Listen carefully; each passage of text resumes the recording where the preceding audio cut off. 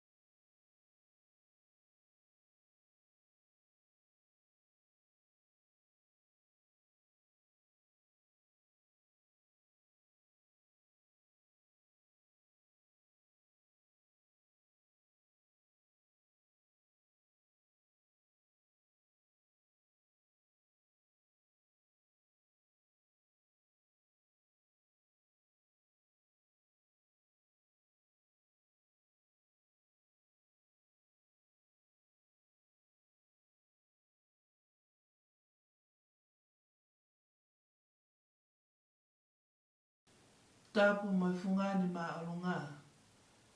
O kune pulei ai universi ka koe huni walo o lo tatatau. Tapu mai whare o tupou mo ha mai ofo. Tapu mo ho eiki o e whanua. Tapu mo ha matapure ma tau e whanua. Tapu mo ha takilotu. Peo ko whakatulo atu he. He ngai tala whakatapu o tonu ke whakatapua. Kai ata ki o tō whatongia i hano whakahoko atu o ngahi polo kalama wha me ite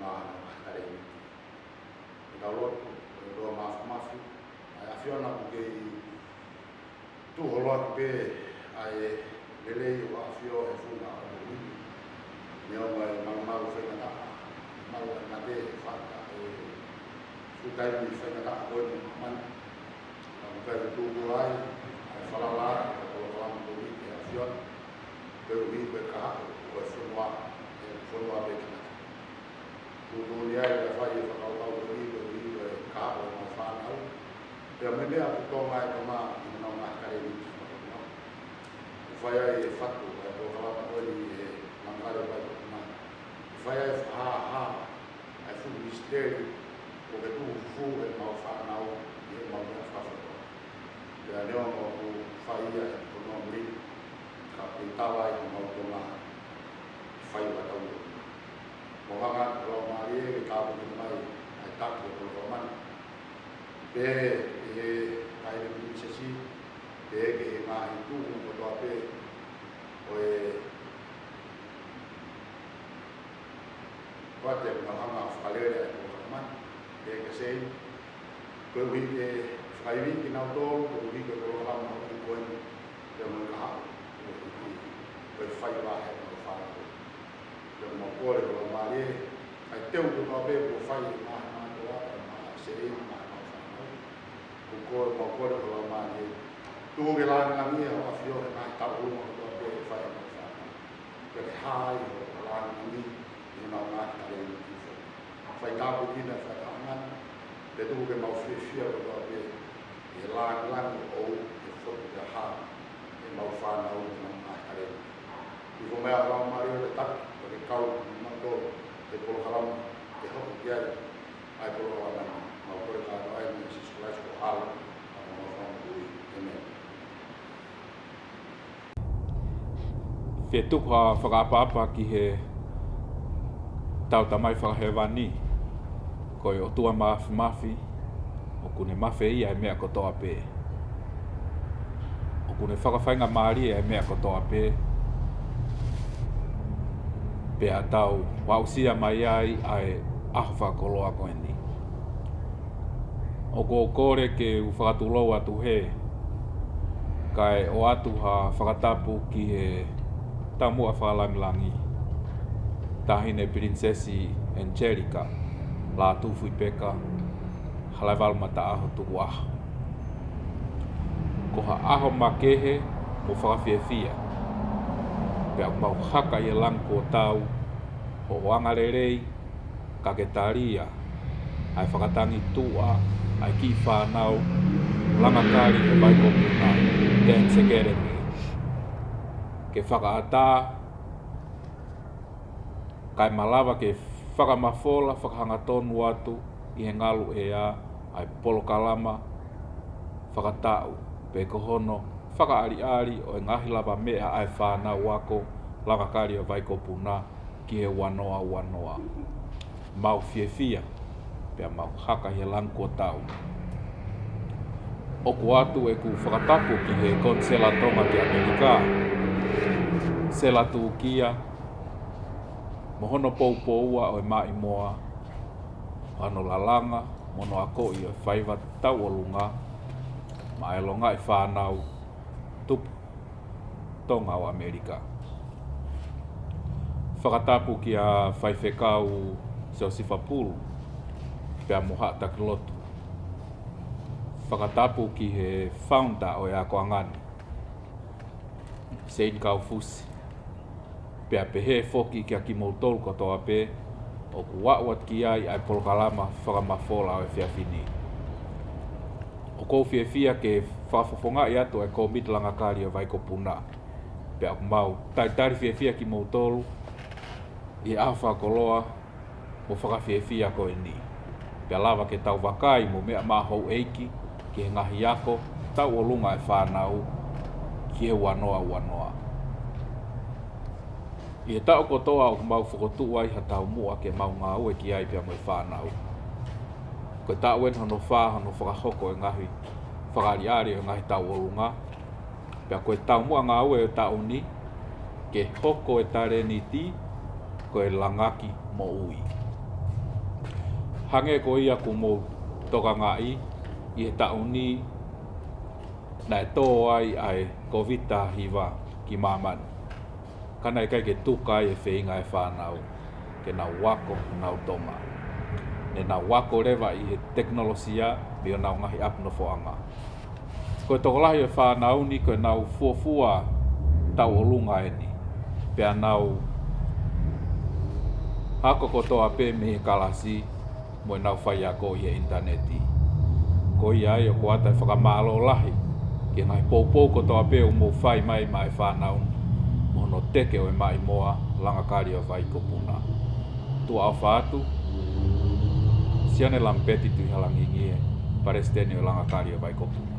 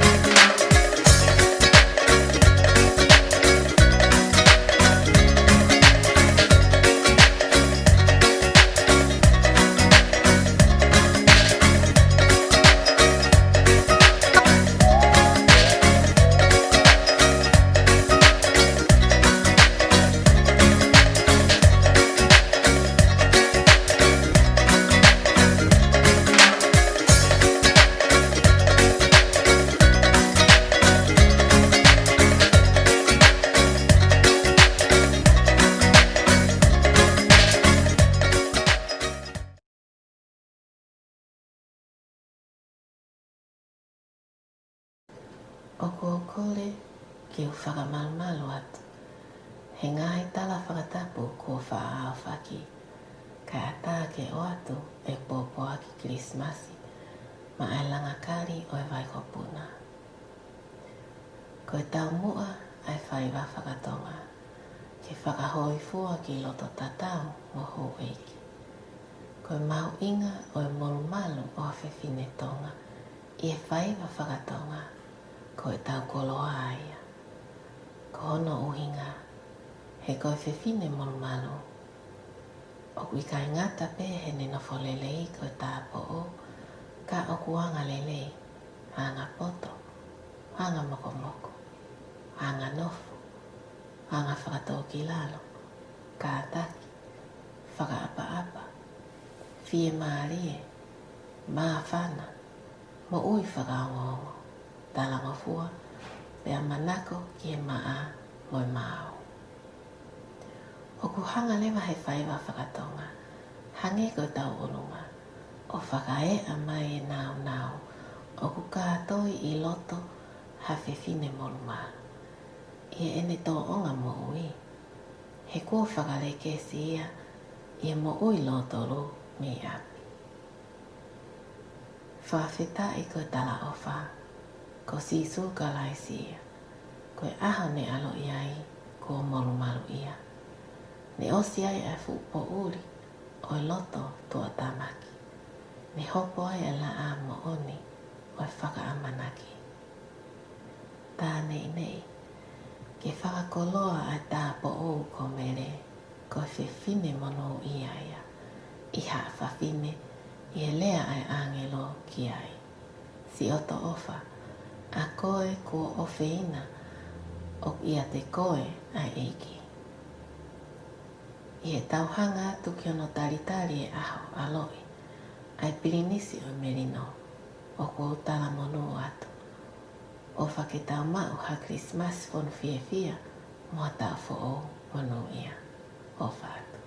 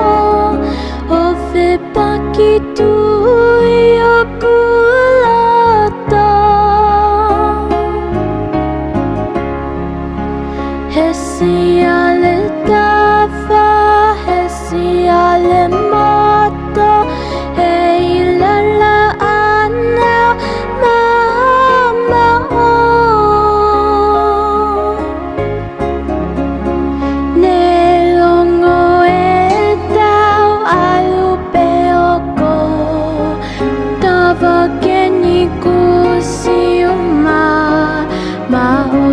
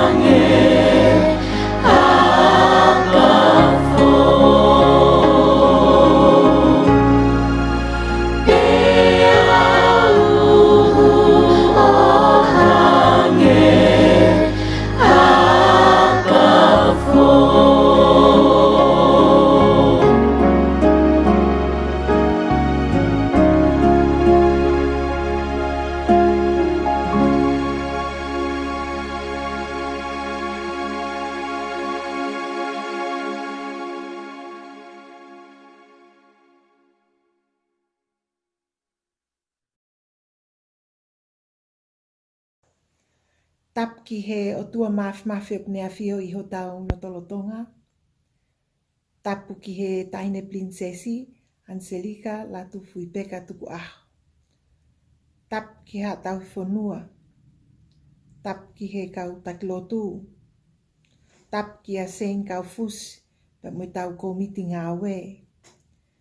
Fa tap ki ngai mātua, tau I whanau, malonga I whanau, o e langa kari o e vai kopuna. Ko e mai moa fis mua ai tahine prinsesi. Ke ne a koi mo pātolo aki a tau hako tupu I he ikare.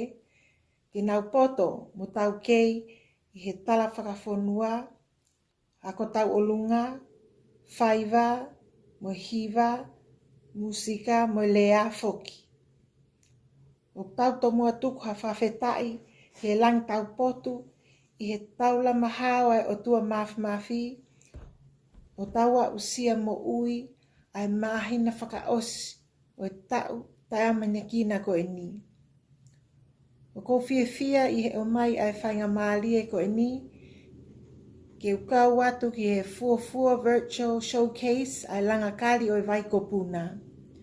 Ko anga mahe ni foki, o tau whakataha I he taim tatau o tau kotoa pē, ke whakaari ai ngahi tale niti, taktaha o e longa I whanau.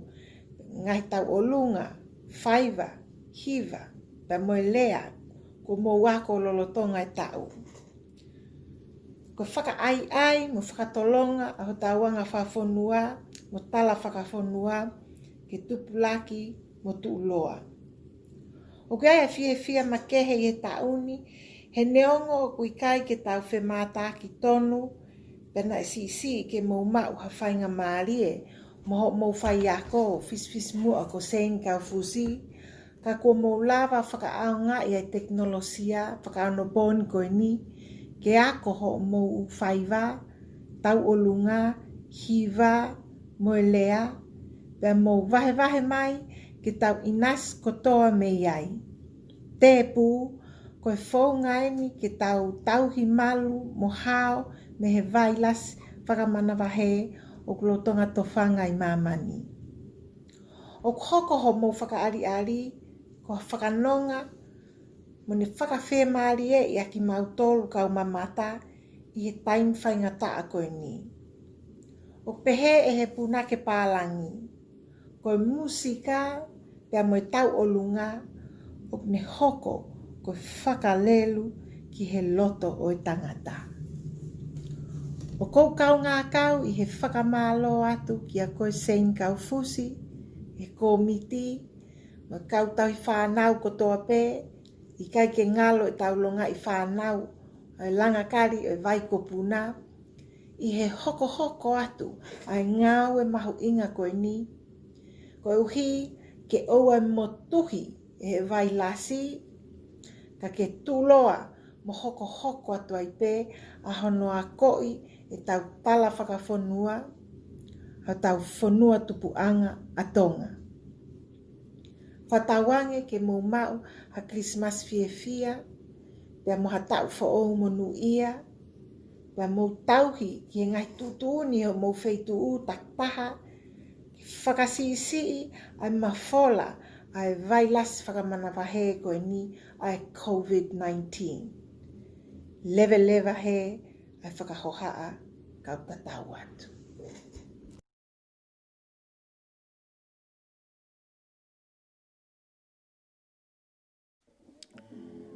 Tapu ke laa, o ku keito ka uka lupe mai hono whinangalo me I tāniti.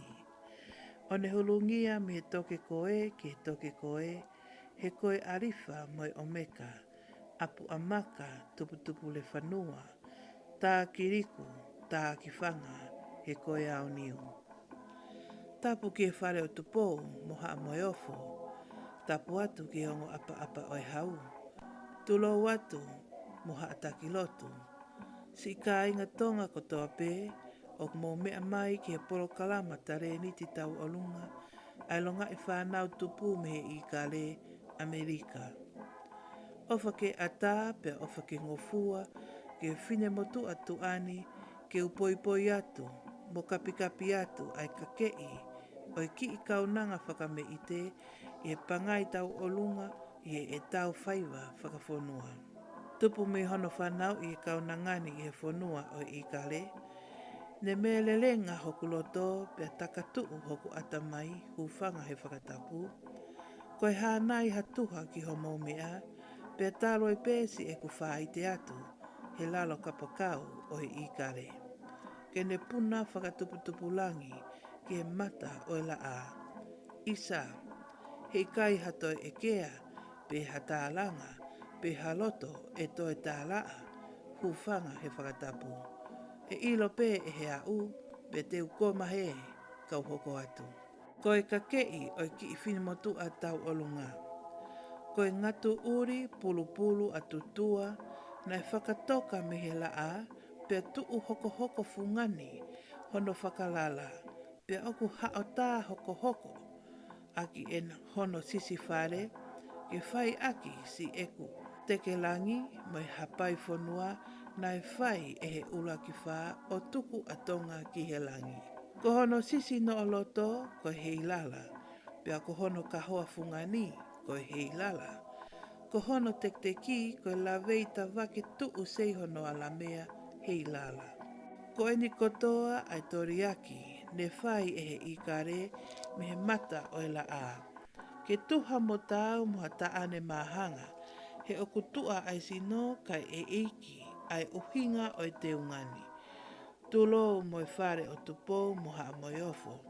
Ko e whaka ana wani ke toe langai, mo whakamanatu ke to utangata, mo whanau tupu he o tumuri kotoa pē, ke nau mātā ai taipe o awhiwara taane mahanga, ke nau sio tonu mo whai aki si anau tala noa, I to utangata lolotonga.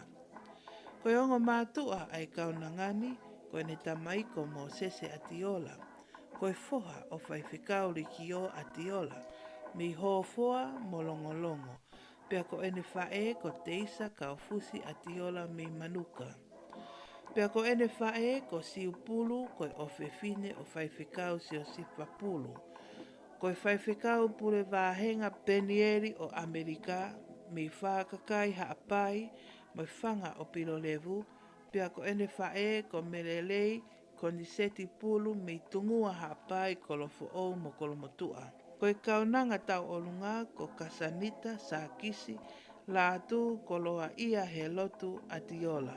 Fefine tufunga ko sesiliri va eno. Kapakau tatangi o lupea va mapa perehake. Ko hono fasi ko e whau ataua koloa matangi ko e whakalaulau noa ai kolisi. Queen Salote ma ai ta ahine prinsesi Angelica la tu fuipeka tuku aho. Isa ko e ngata angae ai whakahoaa kau tatau atu he tua o whātu.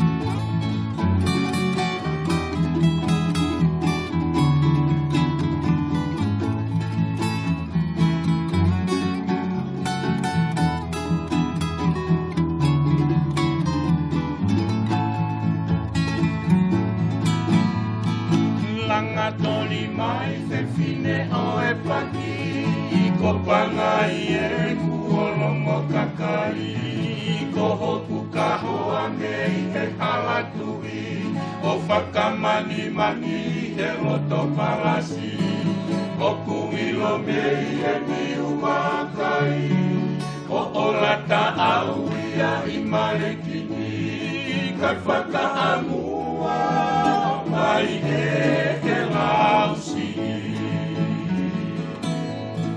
langa toli mai fe fine o e paki ko pangai e kuolomo kakai ko hoku kahoa mei he halatui o whakamani mani he loto palasi o kuilo mei e niu wakai o olata au ia I malekini kai whakaamua mai e he lausi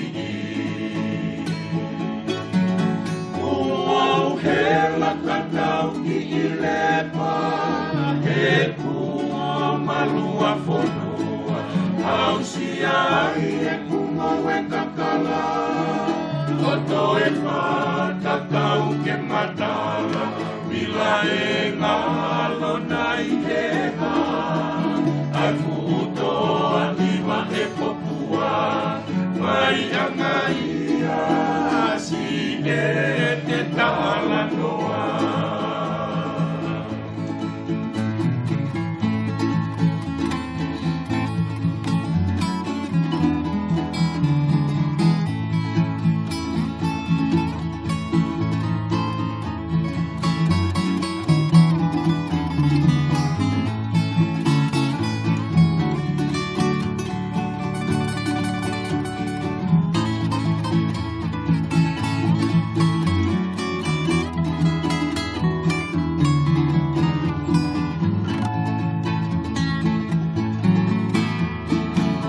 Fahe folau o kumala Ko lae aia e lomi pea O kuhelenga nui whangata Kuo toka one I loto tata He whewhine o e toa koma apu Ko whakau I hahapa I leu Ko si ono nau Kosi ono namu ki mamau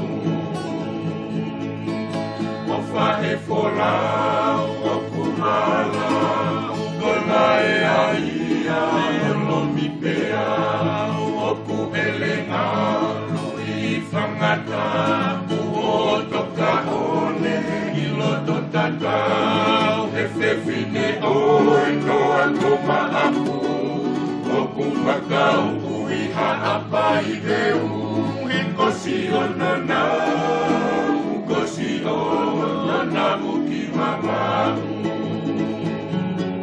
He kuo he lepa e kumo malua fonua au siai e kumo e katala o toe fata kau ke matala bila e ngalo nai e ha ai futo a ima e popua fai anga ia si e te tala noa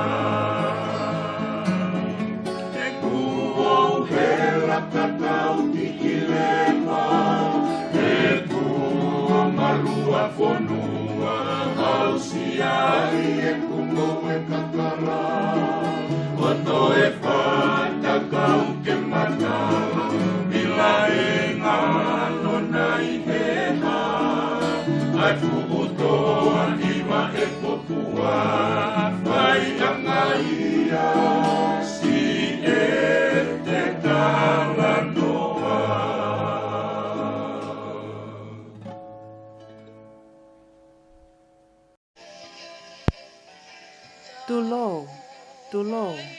Tulou. O kokore ke o whakamarumaru atu. He ngai tala whakatapu ko whakatapua. Kai ata ke o whakahoko atu a hoko kakei tau olunga. Ko hoko hingoa ko Angie Wolfgram. Ko e ku tau hongo furu eni. Ko e kuongo mātua ko Timote Ivona Wolfgram. Pea Molowina Likio Wolfgram.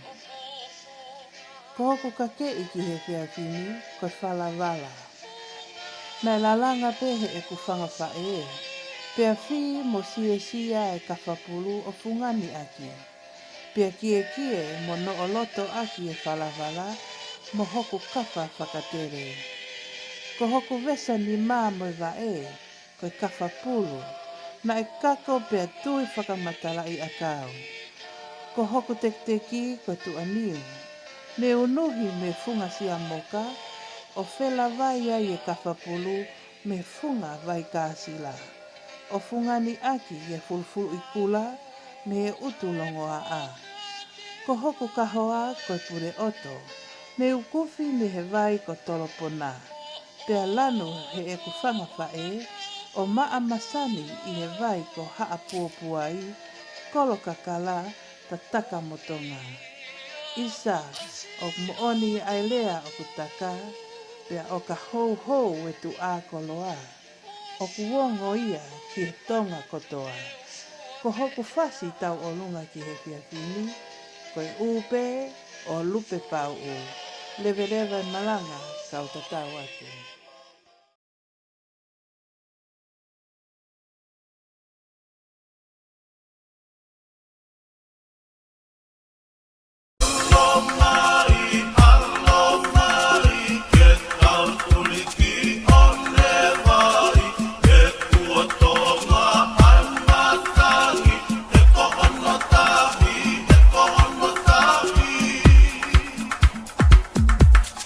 Allo mai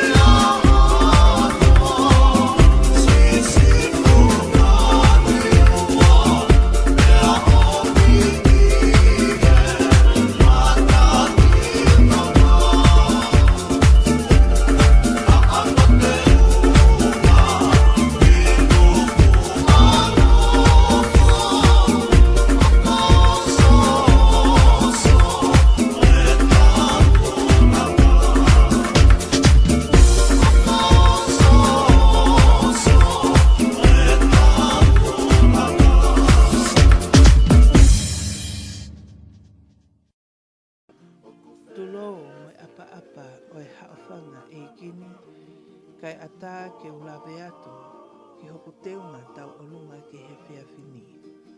Ko hoku hingoa ko siu pulu, ko ku tau ni maeni, ko konga mātua, ko asinate pia mamire pulu. O ko lele mai me homa te tefa, o maleia, whanga o pilo levu, alo italau, lei mātu awawau. Tainamu oi paia, kolo fo'o, kolo motua. Ko hoku teunga, o whita aki, na e tuitui whakakofu pia vilohi mai lewa ai kawha o teo i aki. Pia fungani aki aingi esitofe hinihina, pia hiri o hifoai e Black Pearl ko hono moto ia. Ko hoku no oloto ko e kawha vilo o fungani aki ai kumete o hina, pia fisi hina me iai aingi esi o hule. Ko hoku helo ulu ko e fulufulu motuku, ko hoku kahoa ko e pule oto, na yukufi maia me vai ko mokotu. Lewa he, tua o whātu.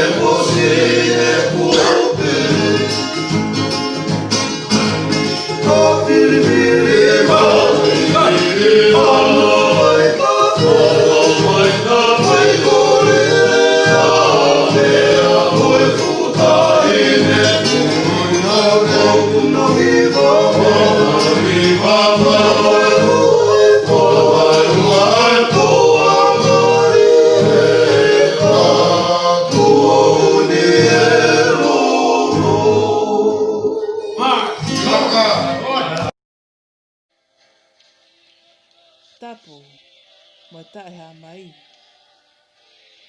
Pea kōkore ke o huwhanga he taramaro o e whanua. Kai ata ke o lawe atu ki hoku kake i tau o lunga ki he whiawhini. Ko hoku hingoa ko Isabella, Nita, Happy Sipa o rua ki ola he lotu, Kuru Talasinga. Koe ku tau wono eni, koe kuongo mātua ko Starling, pea mo Nathaniela Talasinga. O ko lele mai ni e kolo whalahola, hunga, koloa, utui, toula, lei mātua ni a whawawau. Kai whewhe a uiha, ha whewa, matuku, no muka, ha pai, kolonga, ha sini, tataka motonga, kolo motua tonga tapu, Savaii, Samoa. O kolo tonga whakotua atu me San Jose, California, USA. Ko hoku kakei ki he whiawhini, koe kie ha moa, tui ki ai a ngai fulufulu i manukula, tāwani ai a ngai pueki, pea ma ngai pure o e oseni. Ko hoku whasi tau olunga ki he whiawhini, o iloa ia koe simulata, koe fuafua tau olunga eni, pea ko fia ke whakaha a e ku whakaapa-apa ki ngahi pui tua o whasi iloa ko eni koe simulata. Ofa ke maumau ha kirisi masi fia tua ofa atu mea Isabella Talasinga.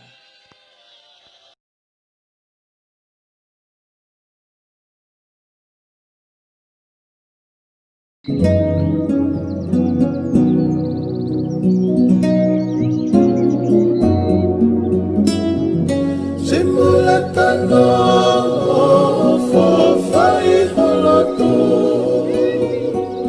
kai tukua auna e mahino e kufiema a fai sino ke o koko tolo sario.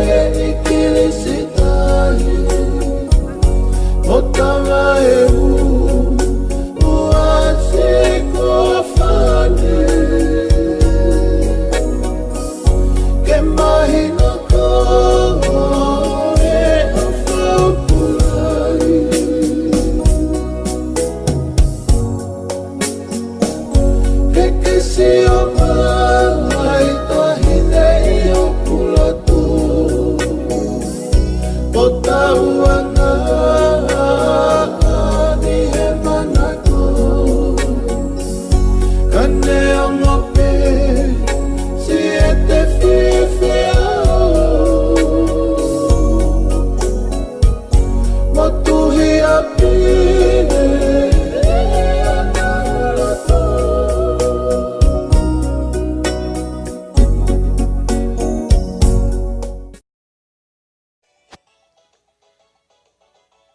Tulo atu he mo haofanga e kini, kai ata ki o whakahoko atu a hoku te unga i he whiawhini.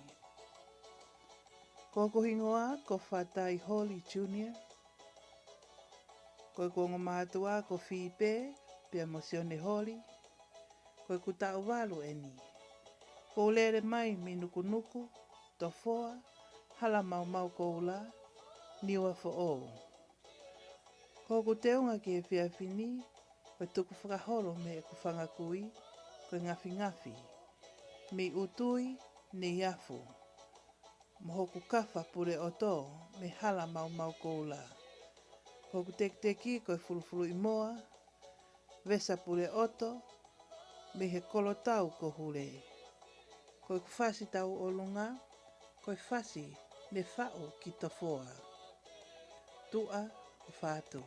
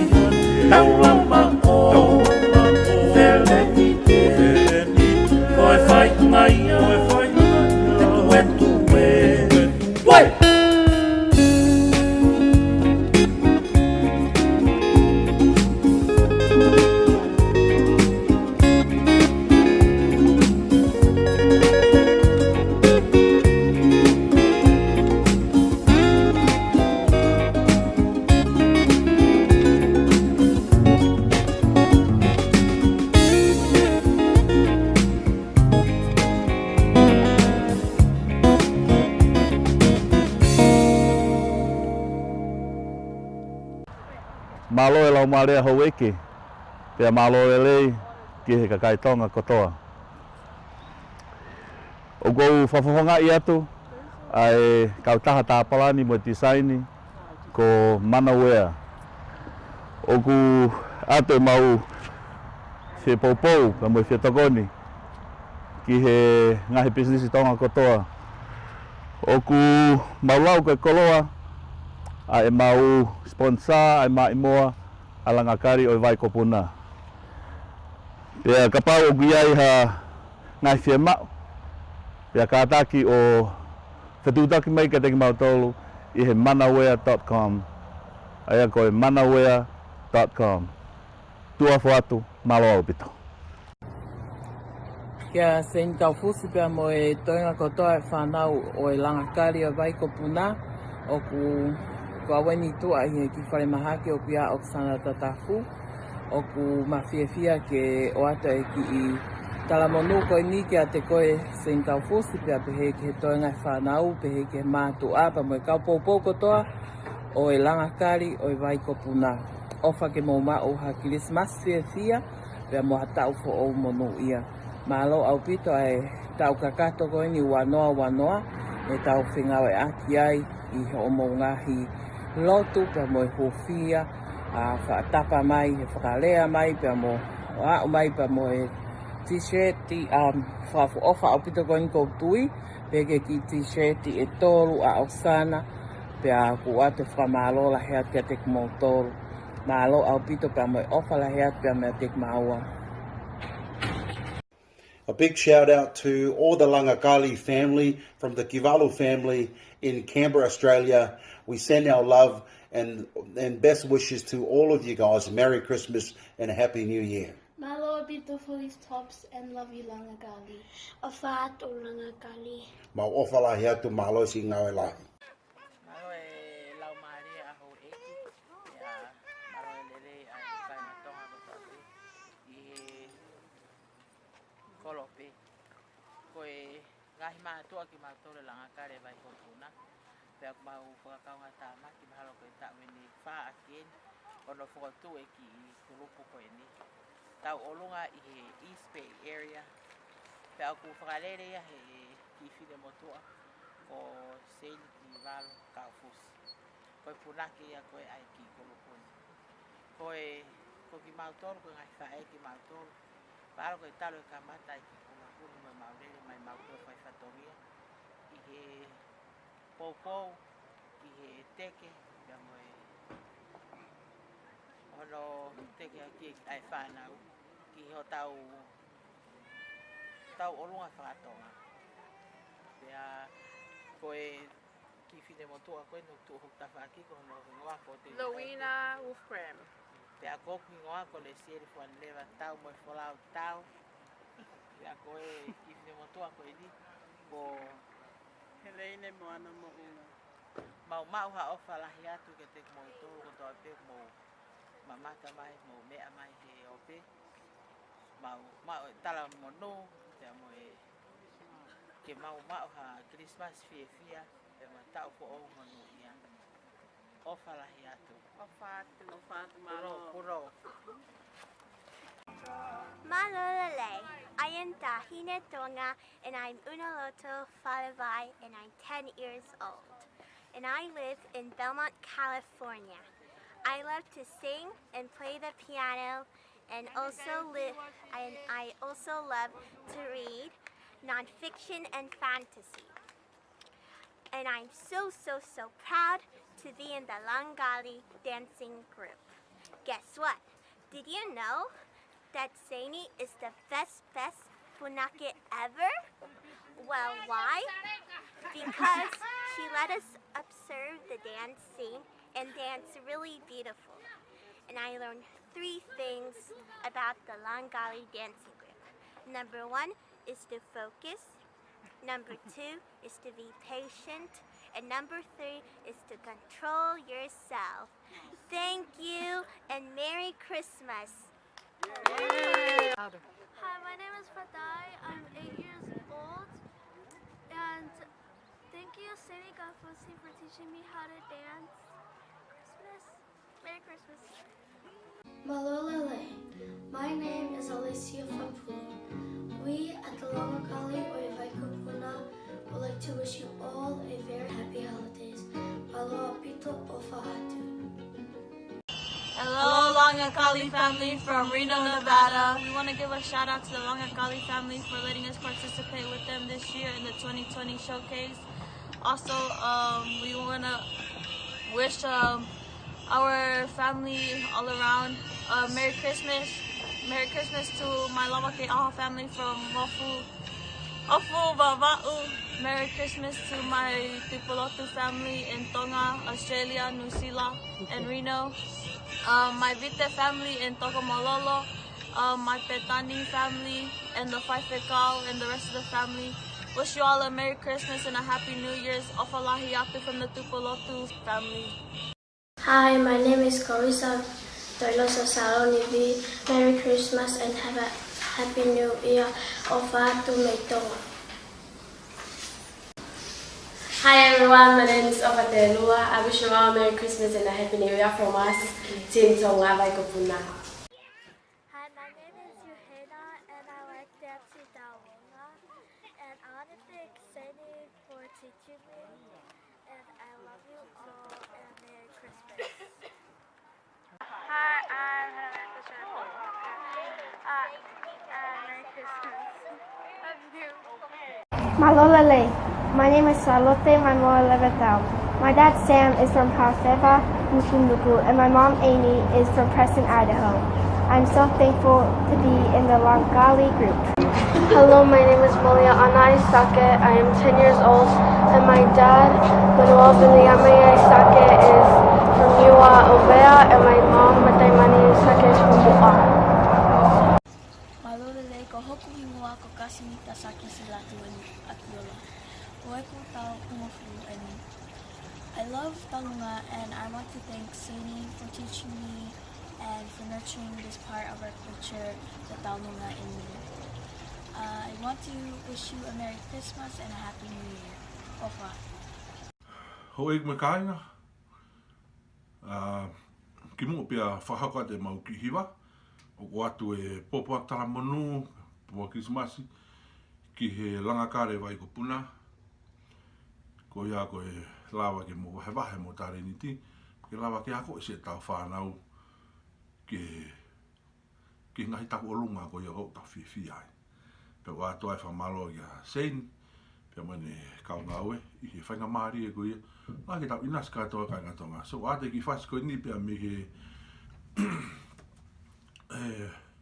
whanua taha, a tu mwhataha me ofa ke tiki motoron katoa, tata te whito ke tiko Saini, pe mo katoa o kautau olunga, malo apito si whaifatongia, o hapete mo sai he ki whasi ko ni, o ki whasi ko ni ko e taha kai awhe.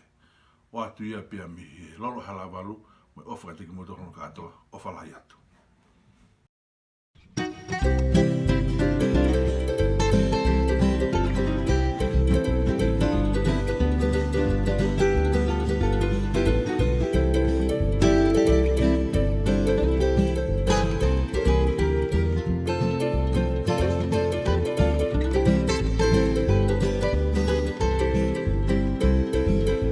Wisa e ala si vai kolelea e ino foa se whako fie me a o fia o no ngalu ope mala e ni kua whaikea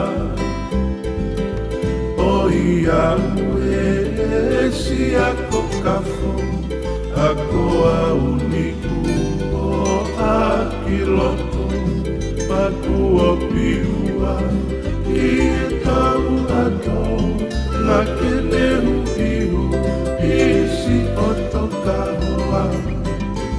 3 G's, tā mai ki e kito, o ngā kaeto, ka kisi e te kakau. Ke uha, ke i e lotone, ia fufaka o mai ki ha o whekau.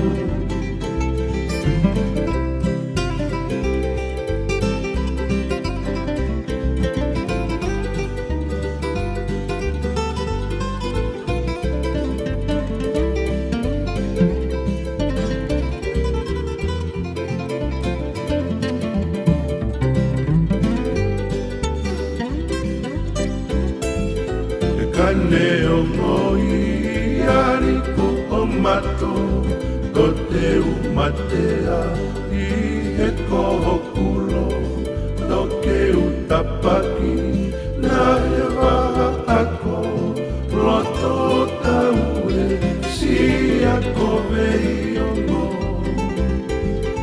holo ho'ono whapulukala la helelei e tawa ke whaia, na whai akia, o tau I waha, a he lau si I, na makolo kakala.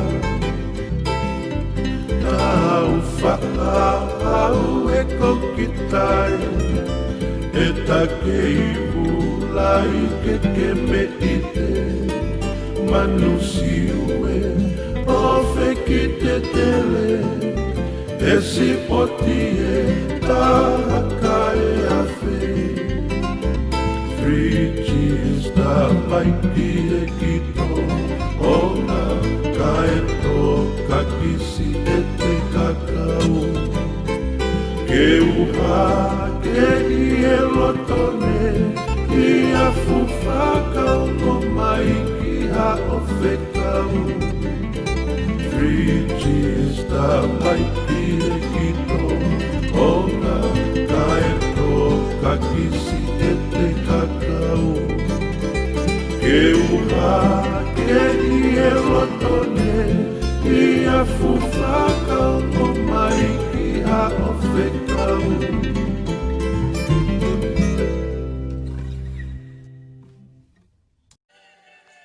Tulou, tulou.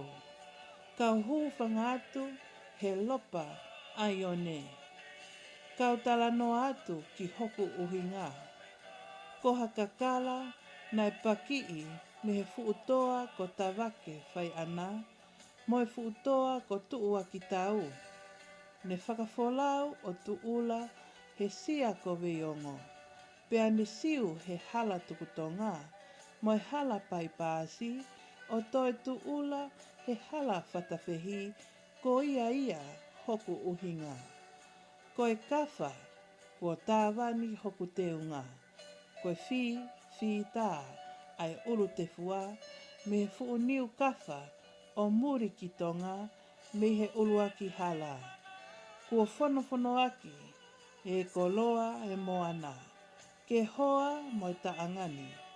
Ka kua whakapipiki ki he lanu kulokula, ko e lanu ia o ku whai aki e ku malanga. Isa, Ko e lanu ia o ku whai aki hoku whakanawei. He koe lami au ai whale hūwhanga. Ko hoku whasi tau olunga, ko e play fair bloom. Ko hoku hingoa, ko una loto whale vai. Ko e kuta hongo fulu eni, ko e kuongo mātua, ko siona pea mo una loto whale vai. Lewe lewa e malanga, kau tatau atu.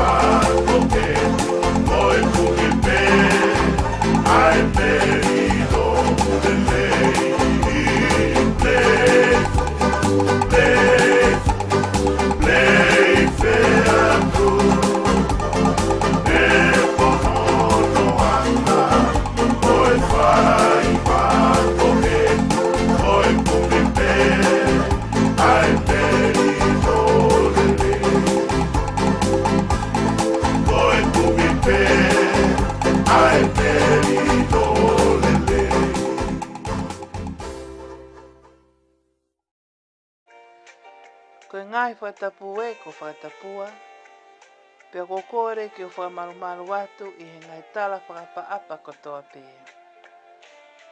Ko hoko hingoa, ko mere naite mo unga, ta uvalu, ko kuongo mātua, ko heikoti, pia mo lupe mo unga.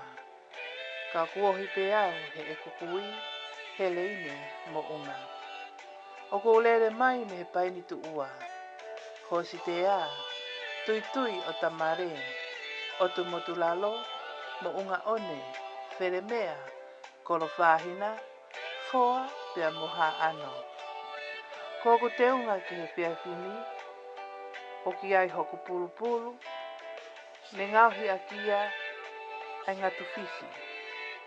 Hok te unga tau alunga, ngauhi ia me he kaka o niu, o piki ia ki he tau wala.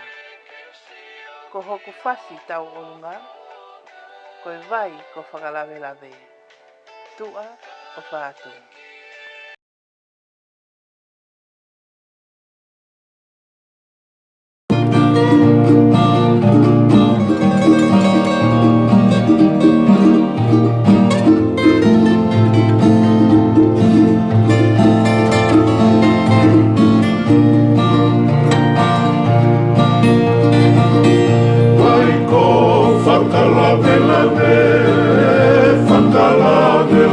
Kira pama, koe whakamaluana, koe whewhine tui tonga. Ai ko whakalawelawe, whakalawelawe kira pama, koe whakamaluana, koe whewhine tui tonga. Me ono aho, o kupe ilo rotonga, ilo ia e he mafi, ilo ia e he tika. Io ke mana tuki, koe mai oe te fide tuki, te aho wana analo, ai uka maka. Me ono aho, wakaia, tuki e fukuwha, makala me ala, tuko e whakahiroma, he ona po he haa.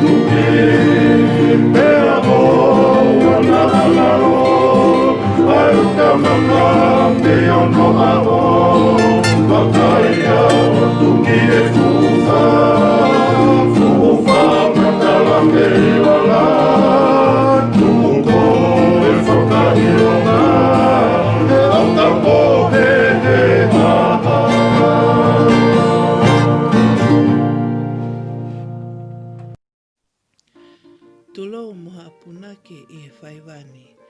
Ka tuku mua ki hufanga atu he tala whakatapu o I whanua. Ka ulau monu mo lau tāpua ki he whainga maari e kua ulawe ai. Ke o kau atu ai I he pōpou o I mai moani. Ko hoko te unga koe pā ua. Koe whakatai pe ia. E tuku au mai mi tonga ki whanua muri. Koe whekumi ki ha kaha o rerei.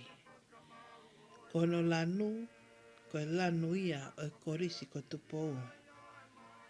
Hono whamanatu ki te au, ai mau inga o whikumi ki e poto whakaata mai. Ne whai e he eko whangakui i he korisi tupu ako eni. Pea ako takata kai aki, a hoko te unga, aki ai ka wha. Kono hai ia o e wha i ka wei ko wola i he eko mo oi. Ko au a risi o whapulu, ko e kutau walo eni, ko e kuongo mātua, ko mire, pea mo asina te pulu. O ko lere mai mi homa te tefa, homa le ia, whanga o pilo le vu, alo i talau, le mātua wawao, tai namu o paia, kolofo o, kolomotua, lewe rewa atu he, kautatau atu.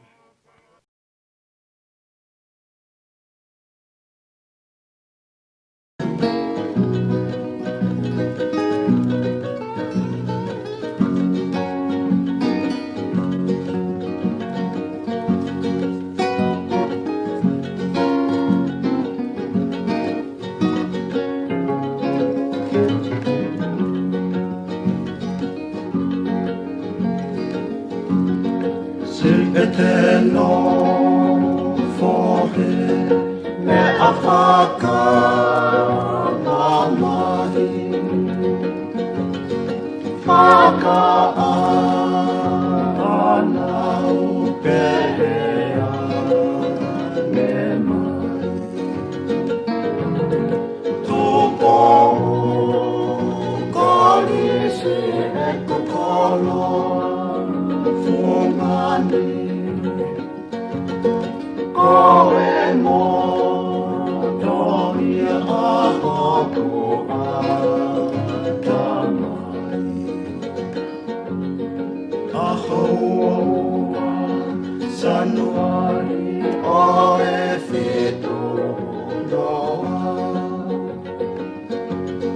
Neu mo ua i e whaina ta'a. Na e tonu ke putu si oku anga, anga. Maro koe i kaia ma awhai toka.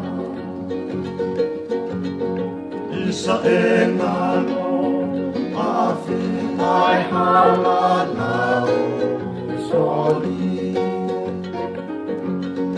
Maka whaka mana tu o tai tusi. Misi ume whale tu mi mai le whihi. Koe ngātai si okule o i he a pini. Amusi amua ai a korolo tonga. Whaka a tamai whaka whoro whora. Si e te whaka amuni kua tae anga. Koe lo tupe e kumatai kolora. Kana pe ka uhusi oku mafu. Apiko tono tuku anga e kumanatu. Funga maho wha, te amo e kolo mana tau. Teu si i ui, ui peki he aho e tuku.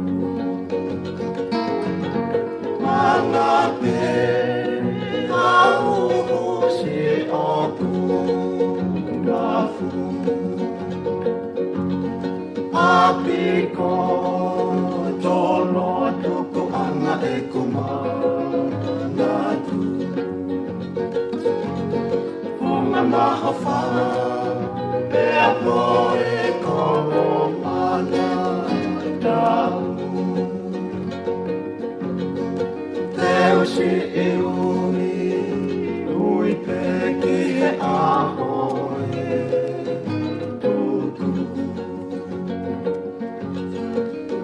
Si e ui, ui peki he aho e tuku.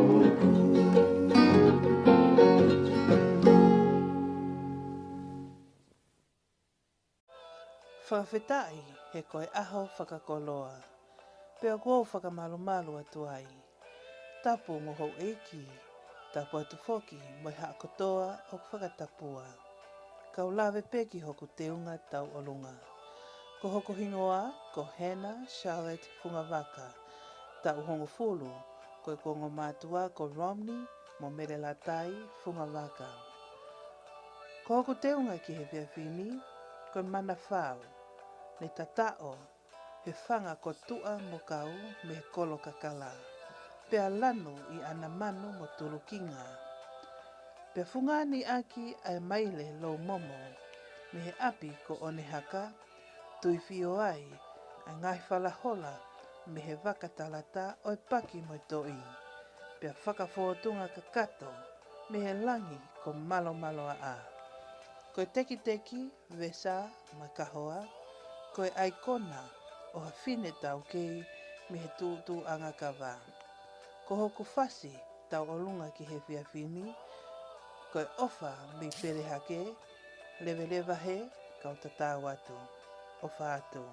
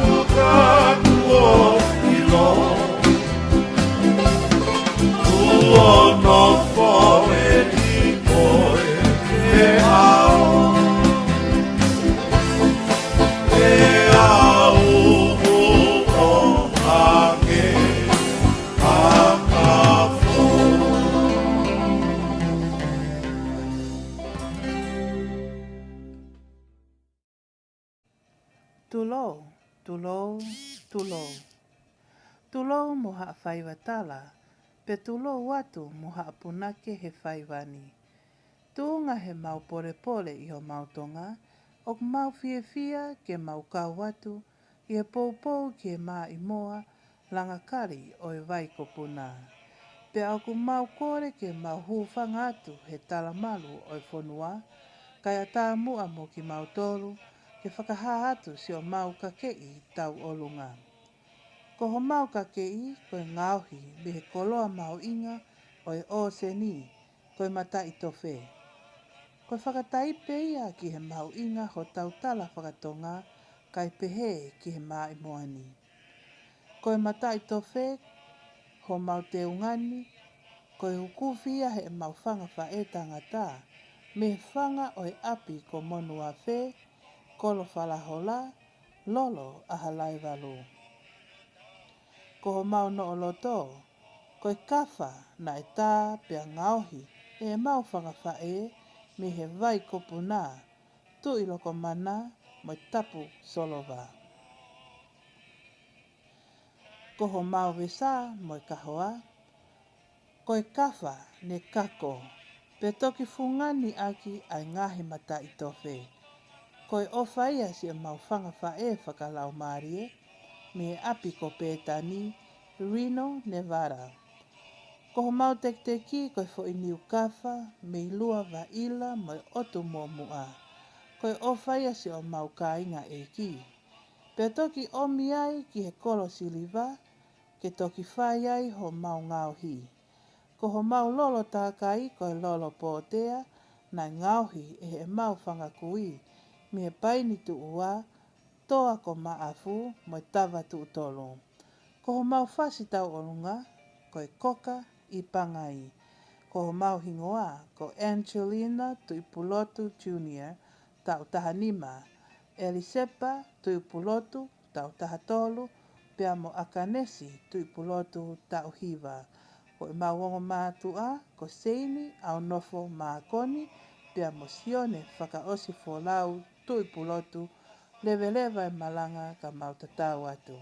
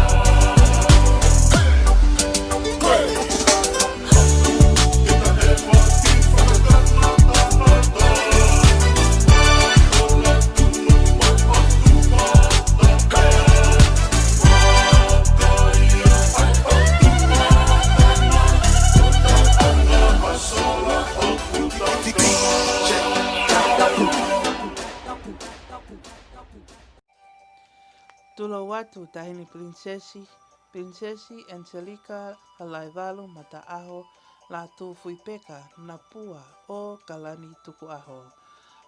Kau lawe atu ki hoku ki i ka ke i tau olungani. Whamore more na ngāri whamata tua ha kusani mo viki hoto ki i tā puta. Tuku pē mua ke ukau he whiawhia o e aho maho ingani i hono teke ai langi e mai mua ai whitu una.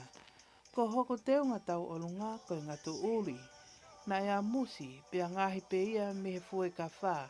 Vau he hea mo e vai ko utu kakala. O ko tui ki ai e ngahe matai he ilala na ia o me otu lau me he Pula Island Fiji. Me ngai kakala hingoa me he vau mapa mo e kolo kakala. Ko hoko pure o tō na e ukufia e he eku whangawha e tangata me tu aliku o umu tangata. Vai ko hiwa, whala o ata mo e ahi o ulakai. Nei whakahake ia o lanu he vai ko whaatoto mo e kolo whalahola. Ko hoku no loto ko e nima mea ape e kukuimi ha moa. Ko hoku lolo tākai. Nei o mia, mi sia mane Amerika ke u tākai i ha aho o kulongolongo kakai. Ko hoku teki ko whakananiwi a hoku ongo mehitanga ke u teki whaiva aki o ka longolongo kātoanga. Ko hoku ka hoa mo hoku wesa ko filo pe a e ku whangawha e me he api ko pētani. Io mo oni pērea tonga o kutaka ko e papata pe ka nailalanga.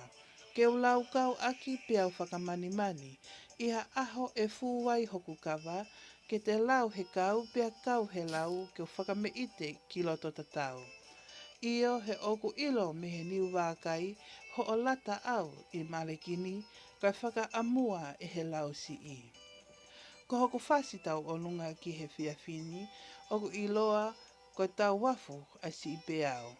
Tua o whaatu me ho ki whine mo tua tuani, a kanesi, ofa, whakalolo, me he api ko pētani, East Palo Alto, California, USA.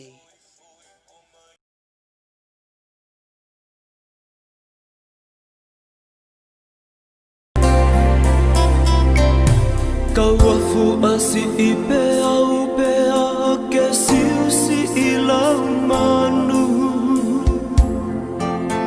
Langa i asi e te ofa pea a ke noango e kumanatu. Wisa asi o tahua ne matu mai he waha folau. Tahine o whake o uana ato e ngaloa.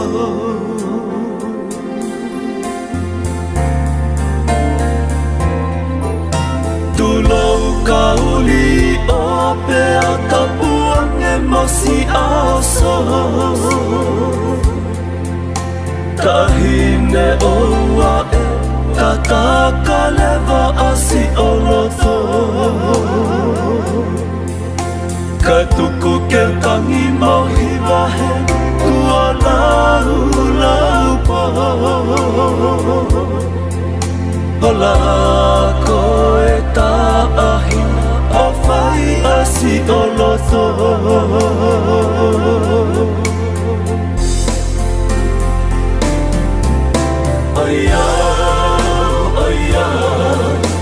Aiau hoto whakapo. Koe me a kākape, tā ahine ka koe loto.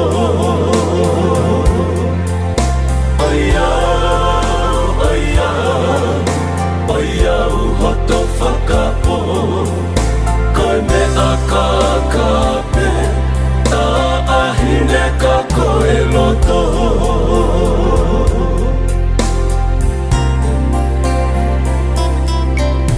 Tahine ka whai si o loto pea o whapeke ke lohi mai. Peli ki tahi ai ki isino ke au hi ai. Hei ilo na amole peke ina e hai ka whekai. He kua ke tā e ofa, ko e ia te kita.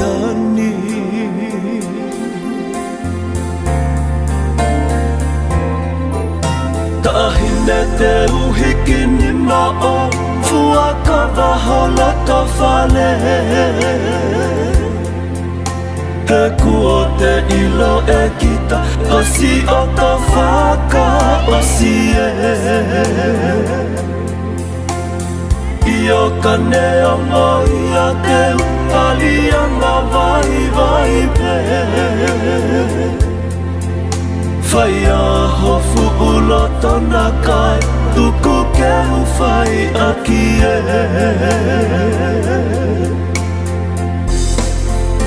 Oia, oia, oia Oia u hoto whakapo Hoto whakane a kakape Nā ahine ka koe loto Nā ahine te uwhe Oia, oia Oia u hoto whakapo Oia Kone a kakape Nā ahine ka koe loto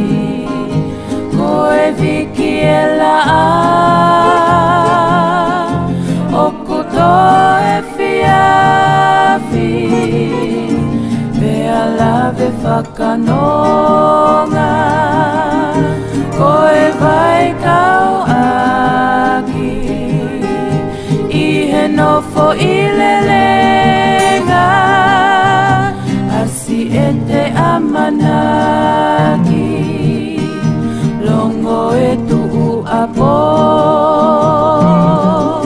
O malu hono ea Pea kamo e fetu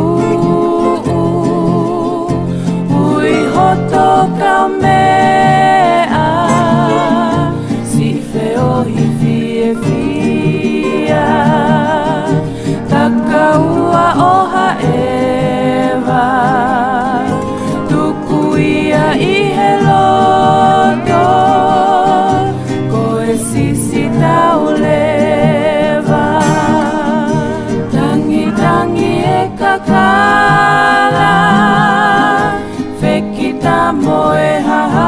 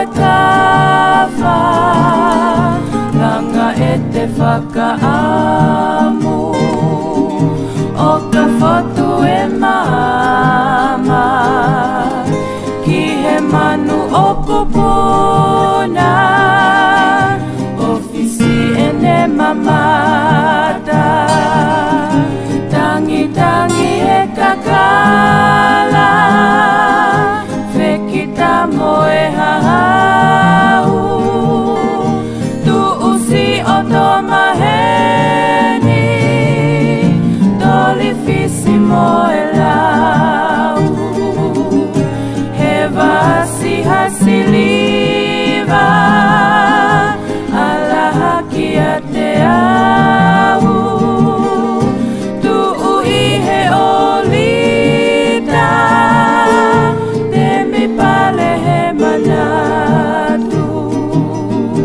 tangi tangi e kakala vekita moe hahau tu usi o tō maheni toli fisi moe lau he vasi hasiliva ala haki a te au tu ui he olita te mi pale he manatu.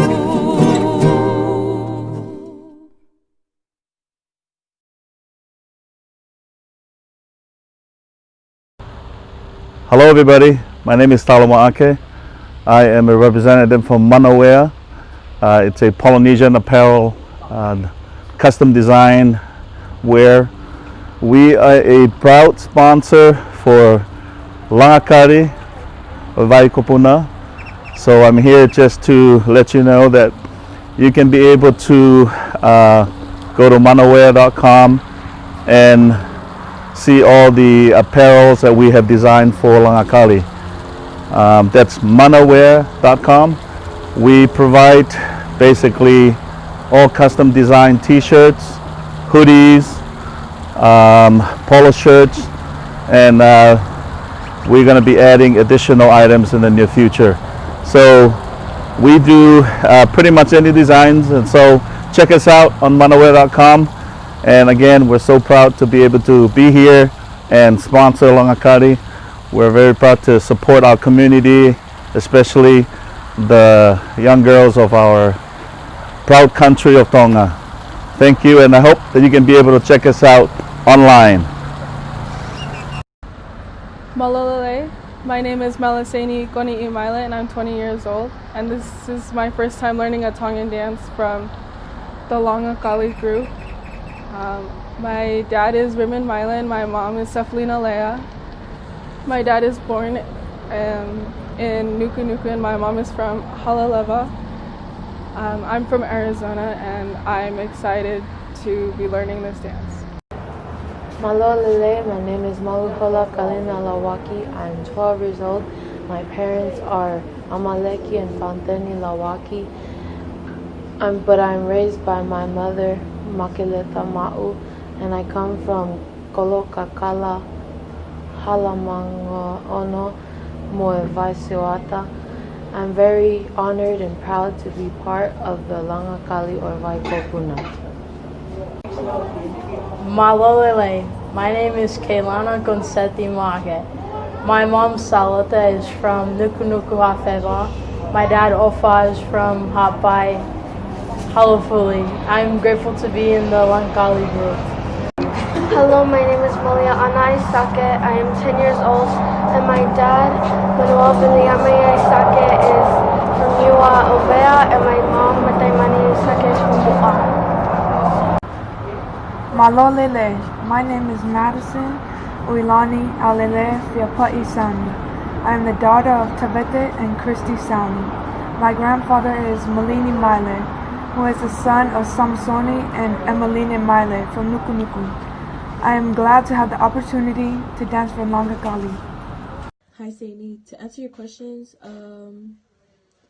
I like to do taungas because first of all, it helps me feel relaxed, and I just like to do it because it's such a beautiful dance, and a way of representing our culture, and I just really like doing it. And after performing in Langakalī, I learned how to keep my posture, and I also learned how to keep my balance. Especially after doing this dance, when we had to do turns, I really learned how to keep my balance, how to really move my hands, the motions. I learned how to perfect those as well. And I just want to thank you for teaching me, and wish you guys a Merry Christmas, and hope you stay safe. Hi, Saini. I like to say a few things, and first off, I like to say that it's been a privilege and honor to be part of your Langakalī showcase, and it really has taught me a lot the past few weeks. And despite of the pandemic, I like to give you a huge appreciation for your hard time and dedication that you have shown for me and the girls. And I know it's been hard, but I know you never gave up on us. And I also like to say thank you for showing unconditional love to each and one of us, even the beginners as well. I like to say a couple things I took from this Langakalī performance was most definitely your teachings has taught me to be graceful, elegant, and patient. And if it wasn't for any of those, then I probably wouldn't have done the motions correctly as you wanted me to be. And I like to give you a huge shout out and appreciation for that. And I'll forever take that in my heart and apply it to any of the teachings that you teach me. And I'm forever grateful. And I like to end this video with happy holidays and a Merry Christmas, and hope God continues to bless you and your wonderful family. And I love you. Bye. Hi, I'm Ahima Ake. Merry Christmas. Hi, I'm Grace Bell Kathleen Maake. Merry Christmas. Hi, I'm Kieran Maake, and Merry Christmas. Hi everyone, Merry Christmas from the Maake girls. Ofatu. Hi Eric, my name is Harmony Egnegeota. We wish you a Merry Christmas and a Happy New Year. Ofatu Timitonga. Maloelele, my name is Wansi Visiloseki Valu. I would like to wish everyone a happy early Merry Christmas and a Happy New Year from Langakalī Waikopuna Tonga team, Taolunga. Hello, my name is Hope Leong Saboy. Have a Merry Christmas and a Happy New Year. Whakatu Team Tonga. Hi, my name is Saria Tao. I'm a member of the Langakalī Waikopuna group. I've been in the group for about almost 3 years now, and I recommend learning Taolunga and trying something new with your culture. And I'd like to wish you all a Merry Christmas. Maloelele, ko e kuhingoa ko Iria Tui Halanginie, ko hao me San Jose, California. Ko tau ene e wha ko kau ke Langakalī o Waikopuna Dance Academy. Whakamalo lahi ke Saini, ko e whie vai wahe hono tale niti pia moao. O kunea ko e au ke whai ka vei koula. Whakatawange ke mo mauha ki risimasi whia mua tau fo o monu ia o whaatu. Malo molelei, ko e Wankihiwa ko e ni o ku dedicate pe ia ki he Langakalī o Waikopuna. Pea o ku atuwhataha ia pa mo e tala monu ke te mautolu ngai whamili. O whake mo ma o ha Christmas whia.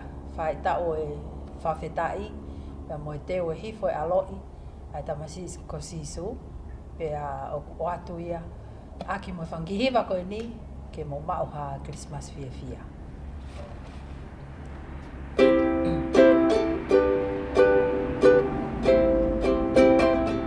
Se o toka kala, ko e whala hola, te alaha whe, no teni ko e ofa, o haonga pe ai ki loto ko e kukonoa ne hagesi alile me loto i tani asi e ku ofa ni ne whakale kesi ke mahi no kia koe ai maheni masi e te kei puke ai lelei he ui aue kaloni ka kala malu e fiafi peane ala koe vale ana o si e te tokanga ki hosi tone whakangalonga taa o ka fotu pea ki te whakalau o tonga he kumanatu he hawi sone never kia pasi nona ko hotoki e whetau kane o ngope siene lau i tau ho ai wao o kumi salu salu ka koe sinoni ia kua o atu whai akiha o whakakau kau he ui aue kaloni ka kala malu e fiafi pea ne alaha kai male ai asi e te tokanga ki hosi none whakangalonga taa he ui aue kaloni ka kala malu e fiafi pea ne alaha koe vale ana asi e te tokanga ki hosi tone whakangalonga taa ki hosi tone whakangalonga taa.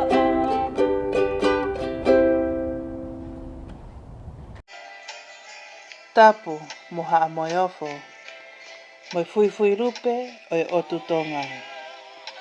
Holo pe mua ho mea, kai whakahoko atu, ai whanonga tu ani. Whamore pe mua, kai tuku ke whakahoko atu si o toki i kakala hingoa, a hoto ka kei mo hoto whonga. Ko hoku hingoa ko maluhola, kalina, whauniteni o loto mua, Felemi Lawaki. Koe kulere mai me he kolo kakala, hala manga ono, pea moi funga ke rea maka. Ko hoku tau hongo fulu maua eni, pea neongo ne whai tutuuni ai taiha mai, o to o whakatou osi atu e kuhongo mātu a, he ngahi tau lahi kua mariwa tu, ka o kune tau pa ki aki ai whine motu ani, hawha e fita mo tōnunga, i e mea kotoa pē, ke ne ohi hake au i a mo ui lo toru. Ai ako whakaatamai, whakasino, kai mea te e pū, koe lotu, mo ui aki ai wholofola. Ko hoto ka ke i tau olunga, koe whao. Na e tā mai me he api ko hila ki tapana, o tatao pe whakalanu he whanga, ko muina hafu, ka koe tupuanga o e ku whanga kui i tataka motonga. Pea tohi whe unu mo lalanga e he eku whanga whae, me funga si a moka i he kolo kakala. Ko hoku no loto, ka hoa, mo e wesa, koe pulu kafa na e tā, pea whi mai me e sei o le puha, funga sai o ne, o fungani aki ai pā ua, ne ukufi, pea whakasansani i mai he eku whangata mai, me he vai si o ata. Ko hoku pule o tō, mo se i, ko e ao ao hei lala e ku whanga whae, o tui whakamanulua, mo i fo i whakaotusia, na e tori pia mohi, o whakawhalau mai me loto vee o tau whaahau, paki mo toi. I we, kai whewhe, me he kolomua, tataka mo tonga, ke u lau kau aki mo whakamani mani i a aho peheni. Ko hoko whasi tau olunga, ko e whauia, a malukawa, o e kolo kakala, kone mamao atu. Pea whakahaka ia e ekupuna ke, seini ki waru kaufusi, tua o whātu.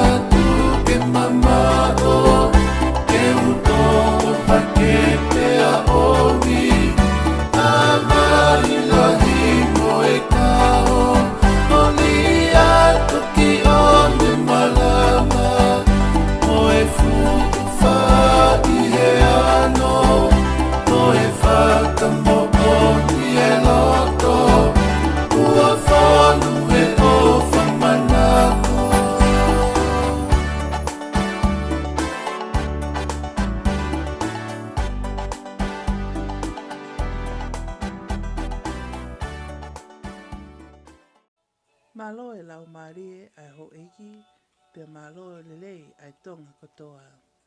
Ko hoko hingoa, ko Frankie le malo. Ko uta utaha eni, ko kongo mātua ko Frankie, pia mo Lorenda le malo. O ko konga haamoa ko ngā tonga. O ko lere mai, mi sila pelua, kolo kakala, lei mātua vavao, pia mo Samoa. Ko hoku whasi ta olunga ki he whiawhini, ko e loka siriwa. Ko hoku teunga tau olunga, ni ngāhui a kia ai ngā tuuli, whakatapa aki, ai kie pero whakamātei. Lewe lewa he, kau tatau atu.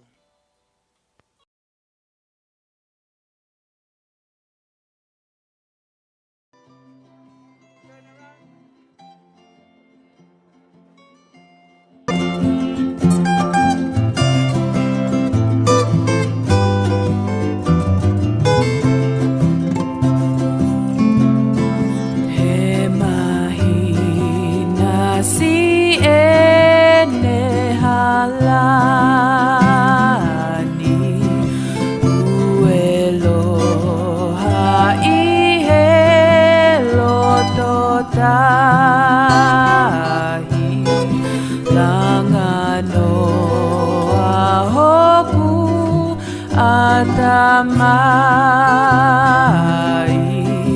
manatu o whaka tuputangi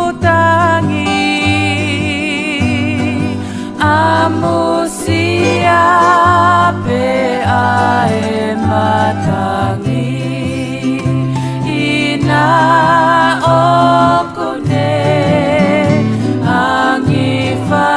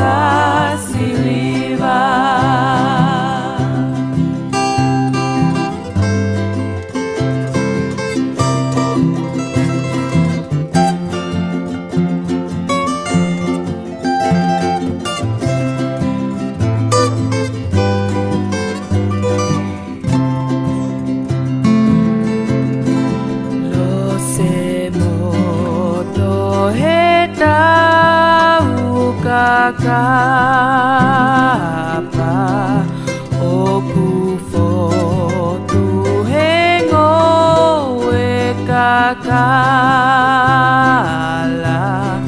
oku hai he setinetapa o imi sikola tokota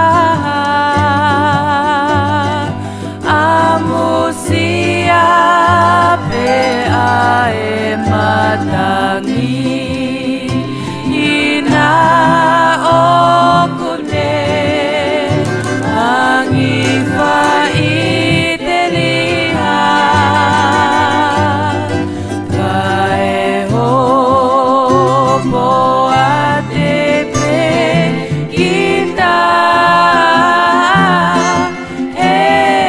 fa o pulo kasiliva.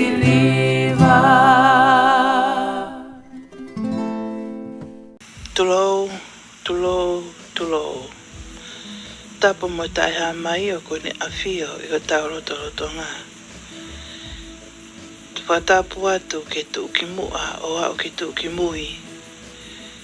Pea kōkore ke hūwhanga he taramaru o i whanua. Kai a tā mua ke ulawe atu ke hoku teunga tau olunga.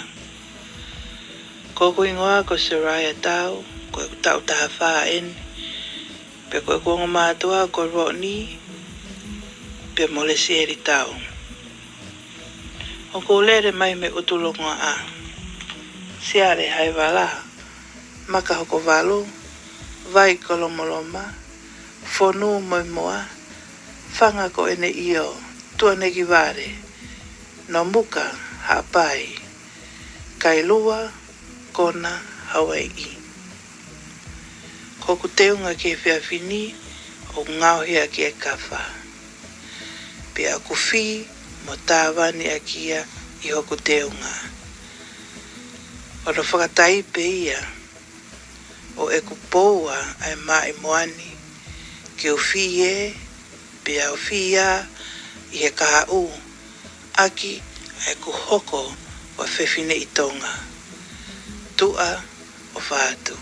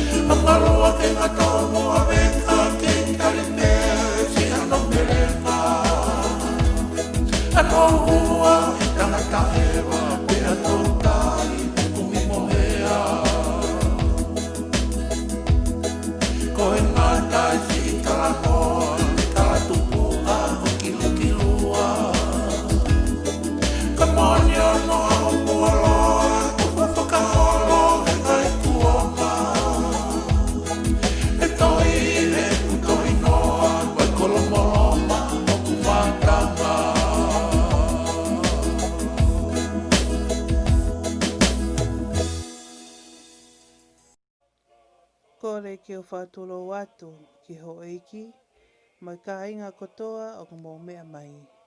Kai tuku mai ai ki miniti si i koe ni ke o whalawelawe atu ai ki hoku kake i tau olunga ki he whiawhini.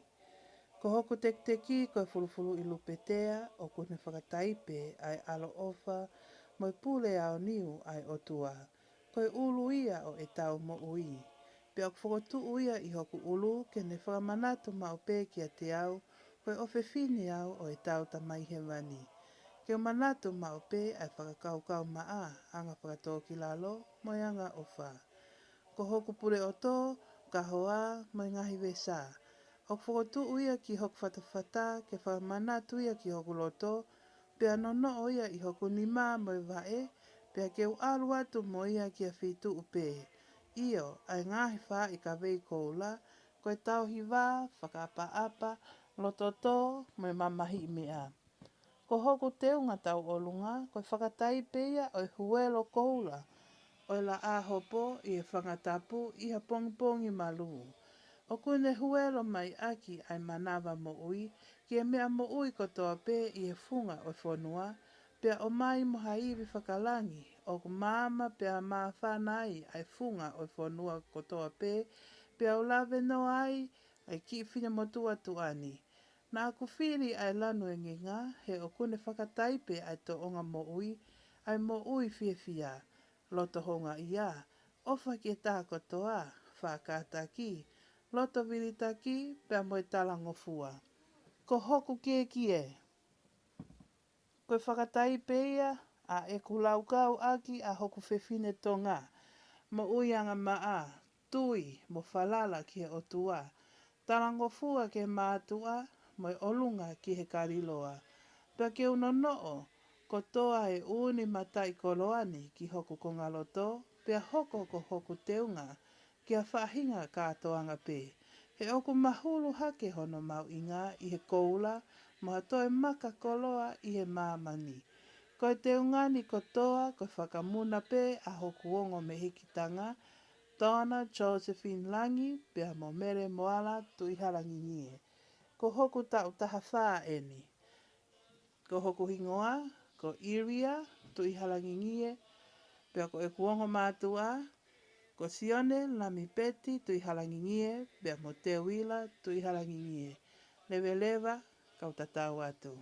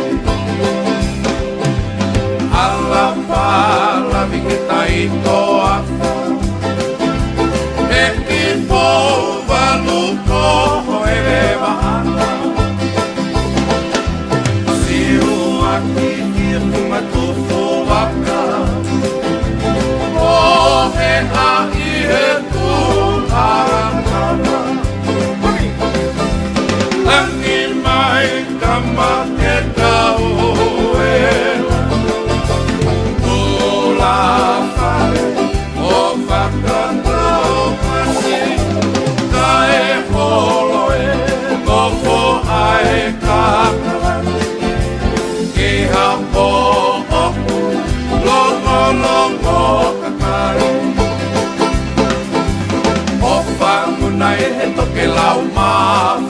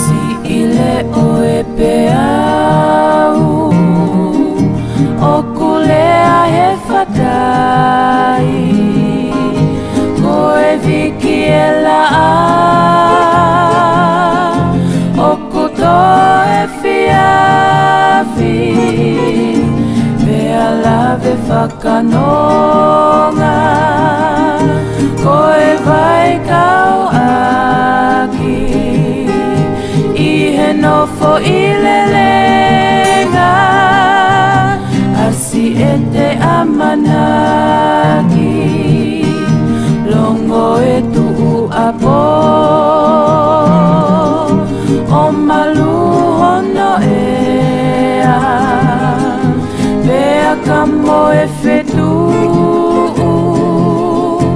Ui hoto ka mea Si wheo hi fie fia Taka ua oha ewa Tuku ia I he loto Koe sisi tau lewa Tangi e kakala Whekita moe hahau Tu usi o tō maheni Toli fisi moe lau He vasi asiliva Ala haki a te au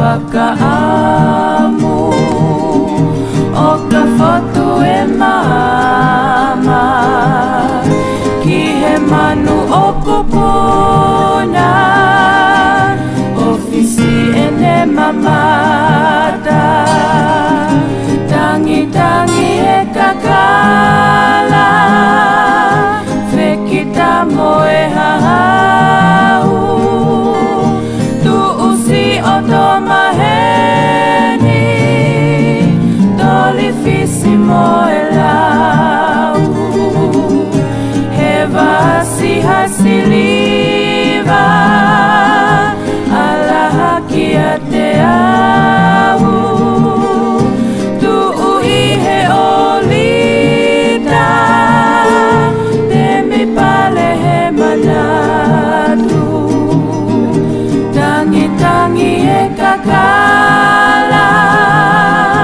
Vekita moe hahau Tu usi o tō maheni Toli fisi moe lau He vasi hasiliva Ala haki a te au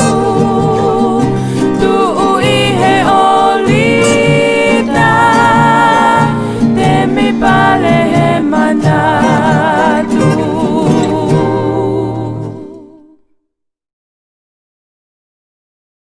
Malo lele ko kingoa ko mele petelo, petu hiva e te taha ngai mai moa ko ia ai la a ko ngā whanua kuin salo te tupotolu ai katinia. O ato aki a e ku talamonu whakilismasi ki tahine prinsesi Angelica, la tufu I peka, halai walu mata aho tuku aho, kai pefo ki te motolu hanu kotoa pe o mokau mai ki pokalamani. Tua o whaatu, pe whatawang ki mo mau, hakilismas fia, ma mui tau fo o monu ia.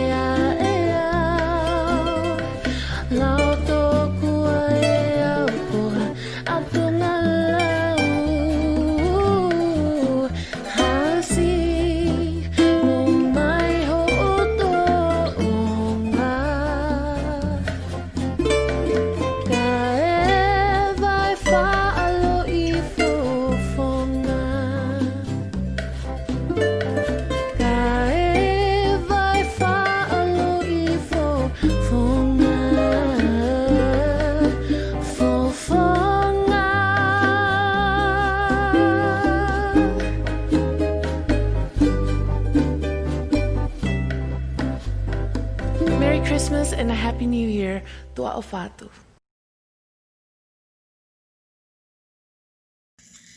Tapu mo Emanuela, koe o tua o kuia te ki tau tolu.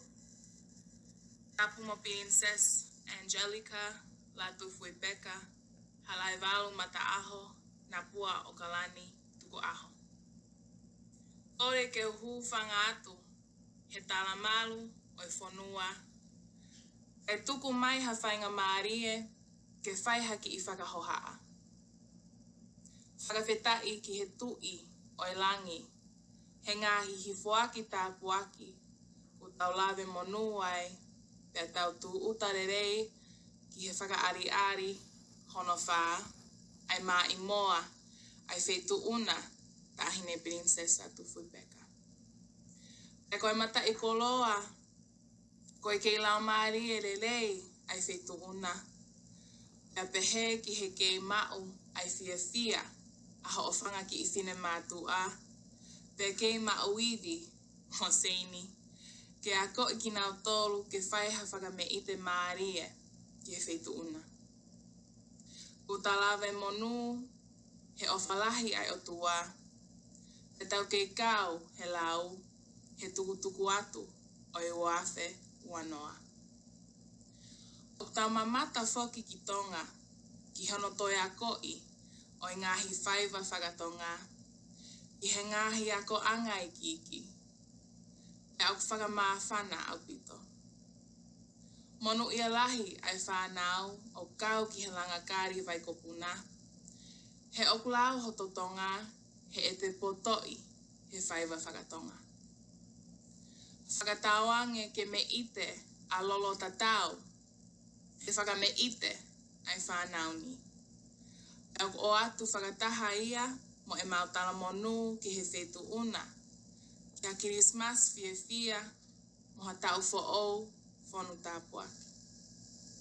Tua au whātu, mea te ki mautolu hono kotoa, ho tu unga tine mātua i he langakari o i Waikopuna. I would also like to close this message by giving a very special shout out to all of the young women of Langakari o Waikopuna. You've made it through 2020, and even through all of the challenges we've been through with this year's crazy and insane events, you have never stopped dancing. I want to thank you for your continued hard work and dedication to the art of Tongan dance. In particular, I want to recognize our younger dancers. While you may be young in age right now, your grace and poise in the way that you move, the songs to which you dance, and the love that you wear while performing retells all of us as the audience the ancient histories and stories of our ancestors. You are already wise beyond your years. Your performances are a gift to all of us who are fortunate enough to watch, and I thank you for sharing that gift. Last, but definitely not least, none of this would be possible without you, Saini. So as a young Tongan woman myself, I admire the passion that you have and the gifts and irreplaceable knowledge that you share with these young ladies every single day. You, Saini, are a testament to the true power and incomparable beauty of the art of Ta'olunga. Merry Christmas, everybody, and please stay safe. I'm also supporting from home and wearing my Langakari o Waikopuna t-shirt, and I'm really excited to enjoy some of these numbers along with the rest of the audience. Ofalahi atu, malo. Atapa pe mo afio ai otua, ko tai ha mai, pe mi loto tatau. Tapo atu ki la a o tonga, o yo no i kuonga, kingi tupo wono, ka mai ta ine kuini, na naspau, tu ah.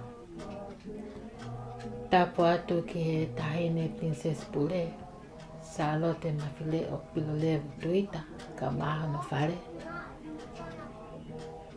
Tapo atu ki he tama pinis kalauni, tupo toa u kalala, pehe ke taine Princess Kalauni, snai takala tuku aho, ka maho na whare. Whatapu at whoki ke fofonga e kie ulu te fua o e otu tonga o ku taha kai awhi i e tahi saute. Isa, ko e siweli whana koula o e Waikopuna. Tahine Princesi Latu Fuipeka, halavalu mata aho, na pua o kalani. Ka koe pataloni ia o e langakari o e Waikopuna.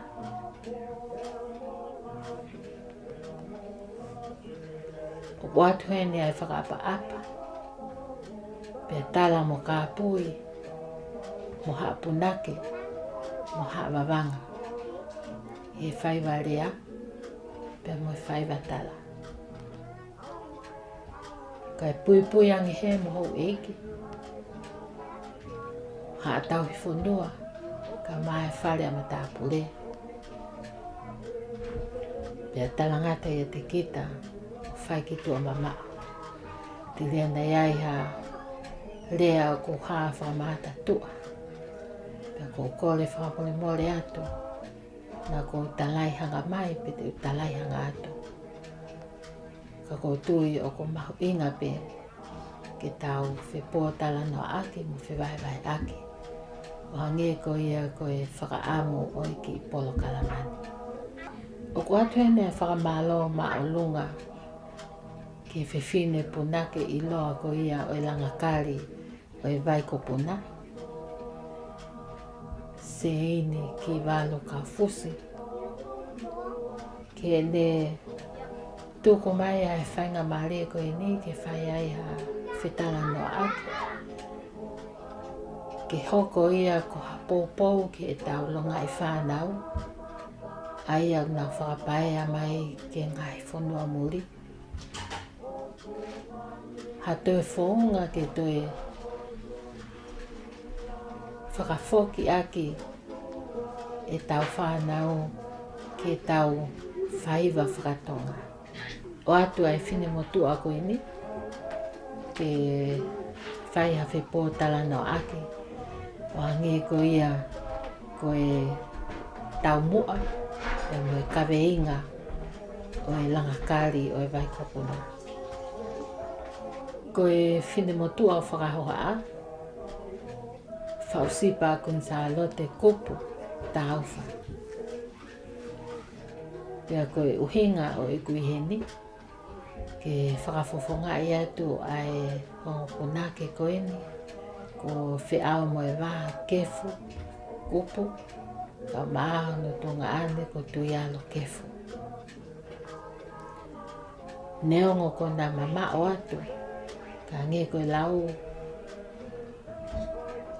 o ko te lau ko loa, lau tāpuake, pia ko te lau monu i ai, ko ia koe ngahi tare niti, ko whaka ko loa aki ki naua,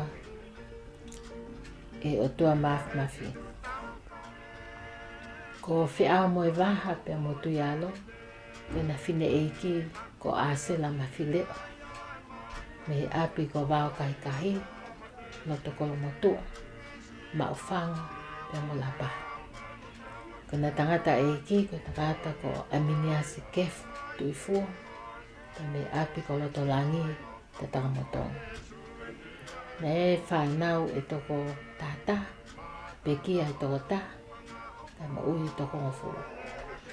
Na e lava pe e o nau toko lahi, na nau toko lahi whiunga pe, o lava o iai e nau ki ikau tāmea. Pa koe ki ikau tāmea koe ni na iloa ia koe pitu tau kai, pia me te takamotonga. Na e whahuafa ia e tahine kuini la a ko ngā whanua, koe pitu tau kai.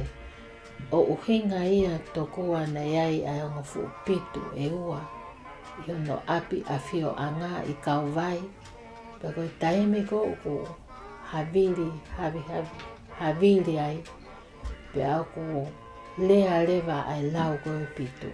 O hange ko o ku tau kai. Pea koe uhinga ia no hui ai ki kauta mea koe ni.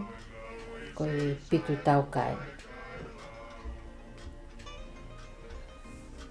Nāne mo koi foki ki a lawaka kefu.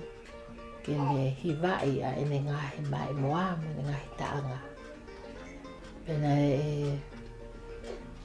hangi koe ako mo mea ko toa pe ai mai moa i tane kuini. I loa koe fuiwa whangatapu. Ne ui fo koe fuiwa koe pehe ka ki i fo i manopuna le o maari. Pena uhinga e o na ui koe ia koe fuiwa o whangatapu. Ka te lawe si atu peka ki pupui tua o whiau me waha. Ko whiau me waha na mauhoa ia ki a maile kupu. Pia mei toke lau mamao. Holonga wawau. Loto ne iafu. Ka moe vai ko hiwa. Ka wakato. Nan mau whakoutua pe i he ki api ko o te whangawalo. I hala whatawhihi ko i whao. Na e hoko whoke a waha i he hangahi tau e kumpanatu ki ai. Na iai e ne ongo fo i pilio te e ua i ako anga sa antiru. Ko i pilio te koe ni ko i ako tā ki tā. Ka me ako whaiwa. Ako tau olonga. Aia nei whai e ki he kalasi lalahi. Ke loa whiwhi. Na ne toko ni ai e apia koni. Ako ngai whaiwa whakatonga. Ne hoko whoki ko punake ki he floor show mai moa e tahine tinsesi. Sa lote mawhileo pilo lewa. Nai i loa koe tari vulangi. Pea koe show koe ni nai whai maupea e ako whaiwa ke pāka whaone lua. Nai hoko a e motua puaka ko mama watu. Koia nai pule whaiwa. Pea koe sekretari ko sosi ana wholau mai tu. Pea koe punake ko waha. Pea mo peni tutu ila. Muri ki haa mea kupu. Aia na e ikai ke to e whai ha whakahuai ha ngahi whaiwa whakamuri. Na nau hako pea ngahi whaiwa whakatonga. Ngahi whaiwa whakatonga e tonga motua. Hange ko e tupaki, ula, mako, pa mga tau olong. Na fili-fili ta maiki, ke nau kau ki he mai moane. Ko e uhinga pe ko na tuaki a tonga e ngahi taimi ko ia, e ngahi wholau ewe ewa. Nane hoko whoki ko punake, i he hiwa ko ia ai maopa. Taimi na nā wako ai e nau ngai whaiwa ke nau wholau atu ki haa moa. Nā ne toi hoko whoki ko e toa taha i he kauhiwa ko ia ai mai moa e tahine kuini whehuho. Halai wamata aho. Nā iloa ia ko e wāwā tau a aho i tu me mga wanga. Pea ko ia nā ne tātā ai ukulele. Ai au nau hiwai a fu hiwa māwai. Ai A3 Pea pēr whoki ke upe ko ia o aho e tu. Ai tama ko tupo no. Ko ki nau tolu e na nau hiki i he A3 Ko manatu he taimi koe o ku ngahi taimi koe a ku te wai ngahi whiauhi filimisi hoi hoi fua. Pe koe filimisi tau olunga i o tau ki whonua i tonga. Pe au ku omi a ngahi whaamini tō lahi. pe koa misi e nima pe wha o na wama kore ke hako i nā tau olonga. Pea koe whenau whato ngai o ko manako maupe ai whae koe ni ke ne hanga o whakahakai ai ngahi taanga koe ai koe ni. Ai au ko hiwai e fuiwa whangatapu. Pa kua pau ai pe ke whiriwhiri ai ngahi nau langi ke. Pe hange koe au koe whakahaka. Whenga pe a maha ke nau haka ke pe. Pe a koe taim lahi ko na e tokoni au pito. Tokon lahi au pito ai tangata e ki a maile. Ki he whakahaka tau olonga koe a waha. Na e aia koe na e nofo ia o hange o ko ne hanga o whakaanga. Ka pau e whai hafo e kumihaka. Ngahi wā i haka ke ngahi dea o hiwa. Ka ku whasio ata maile pe ku hala, pe ku tonu, pe ku tonu ke liliu. Pa koe a ku ne hanga o whakaanga atu. Tūko ange whi haka koe, ka aie whi haka koe. Mahalo sai ange ke tafo ki he. Ope, pa koe tui na e hoko e me ngahi whakaanga. Koe toko lahi ia i he hako whaiwa koe a waha. Koe me ako whaiwa, koe me e ne kau misi. Na e me maua i pe e waha. Ai whika uraki ai mista olonga. Pe tō whaaua mai e tau olonga koe a tuialo. Pena ia e whaakahua a tuialo ki a waha. O ne tarangi oku kahaka e kau whaisiwi. Pe aika te waha pe koe hana uina pa ne tarangi. Nau sio mai pena tō ke taima oku kaka ke a waha pe mo ne tau olonga e whunga Stacey. Pe o se hanga pena o tō lea o ai ke ne mau ai whiau hi siwi tau olonga. Pe koe whakahua nge pe a waha ke tuiala. Ikai, ai pe ke mahino o ko lahi au ka ke sisi i koe.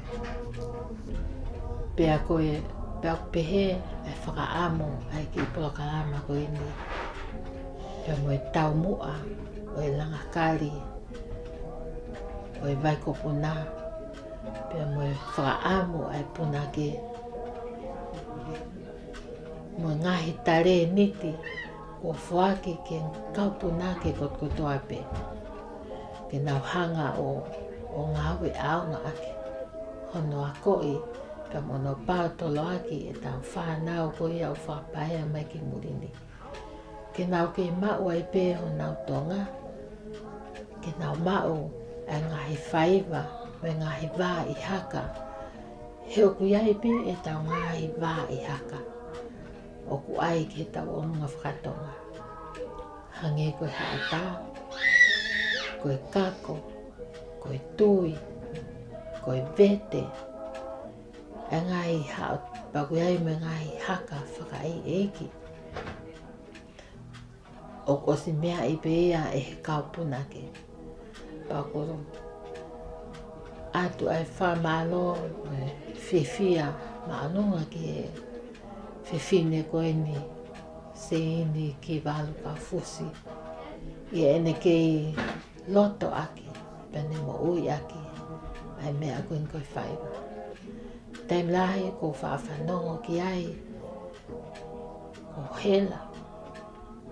Pa koe ki whakahala iai, he koe ngau e lahi ene.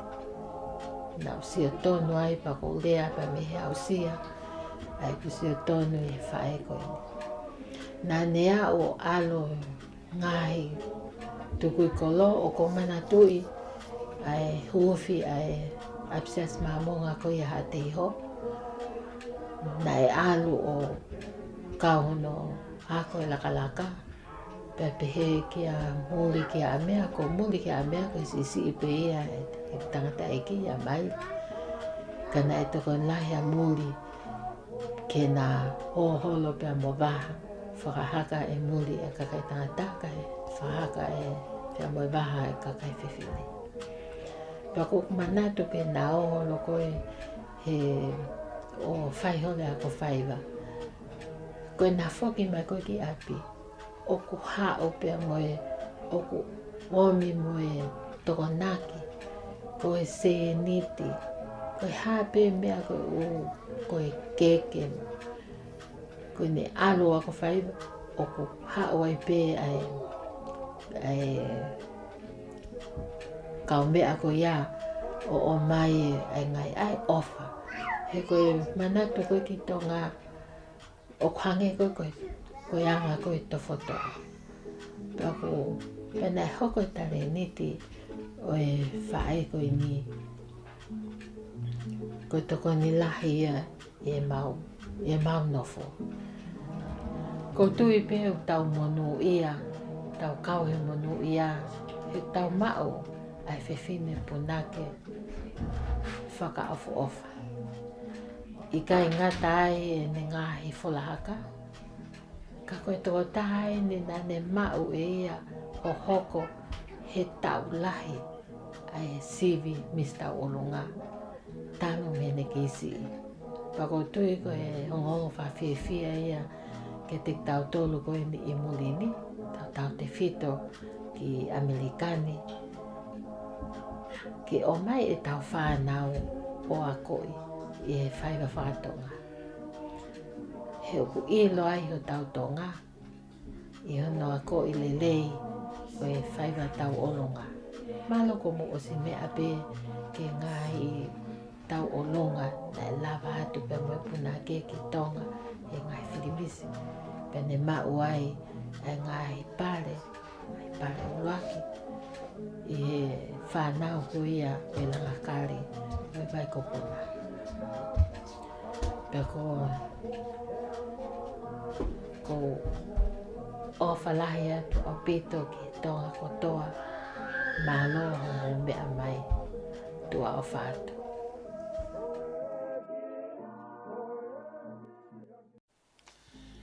Tau whakawhetai ki he otua, ko e tamai tangata, ko e tau inasi he koloa mo ui, o tau wa o sia ai e whaaita o kirismasi, o e ta o whaingata ataha, ua noa.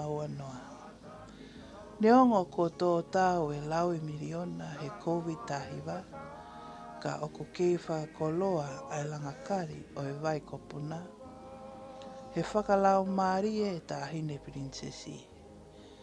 Princess Angelica la tūwhui peka tuku aho. Koe motoi hei lala o loto palasi. Ke kei tau maringi mai ai ngahi tāpua ki milangi. O whakakoloa aki e whare o tupou. Ke kei tu utai ai merino he whanua. Pea manongi alaha ai langakari o e vai kopuna. He taloni o e whanua. Whawhetai ki e whitu una. Tāhine princess. Ko e whakakoloa ko tō me e whitu una. Langlangi i ai. Pea koloa i ai. Ai tuunga whine mātuani. Hoko whamalo atu. Kia heimana. Vaya moi kaisa. Whanau aho eiki. He ngahi tokoni ko tō pē. Ko ke tāpukina aki ai whanau. Pamalo atu ki e konsela tonga o Amerika. Konsela se la tūkia. Ko hopopoi ai whanauni. Ke nā wako ki o nau tonga i e whanua murini. Pamalo atu ki a punake whausipa kupu. Tā uwha. I hono whakafofongai. O e haa punake. Mohono poua o i mai moani. Whamaro atu ki e Palestini o i langakari o i vai kopuna. Palestini, Sione, Lamipeti, Tuihalangi. Mo komiti ngā ue o langa kari. E ngai tawhaaki ke kotoa pe. I o mō tariangi, i o mō kātaki lahi, mohono whataki o mai moani, o i kunai a ngai tau mua ngā ue i e tau kotoa pe. Whamaro atu ki kau sponsor o showcase o langakari ki e tau ni. Manaware Designs and Prints. Leti o wake tari folau. Paula Moi Moi, Malani Wolfgram, Poli by Design, Taulanga Entertainment Group. Pea pehe foki, ki o mawhaita o langakari. Siu Atiola mo asina te polo. I hono whakahoko atu ai ngai polo kalama o i tauni i ngalo ope. Whamalo atu ki he kauhiwa. Ne mohiwa koe whakawaha mapa i a polo kalama o i tauni.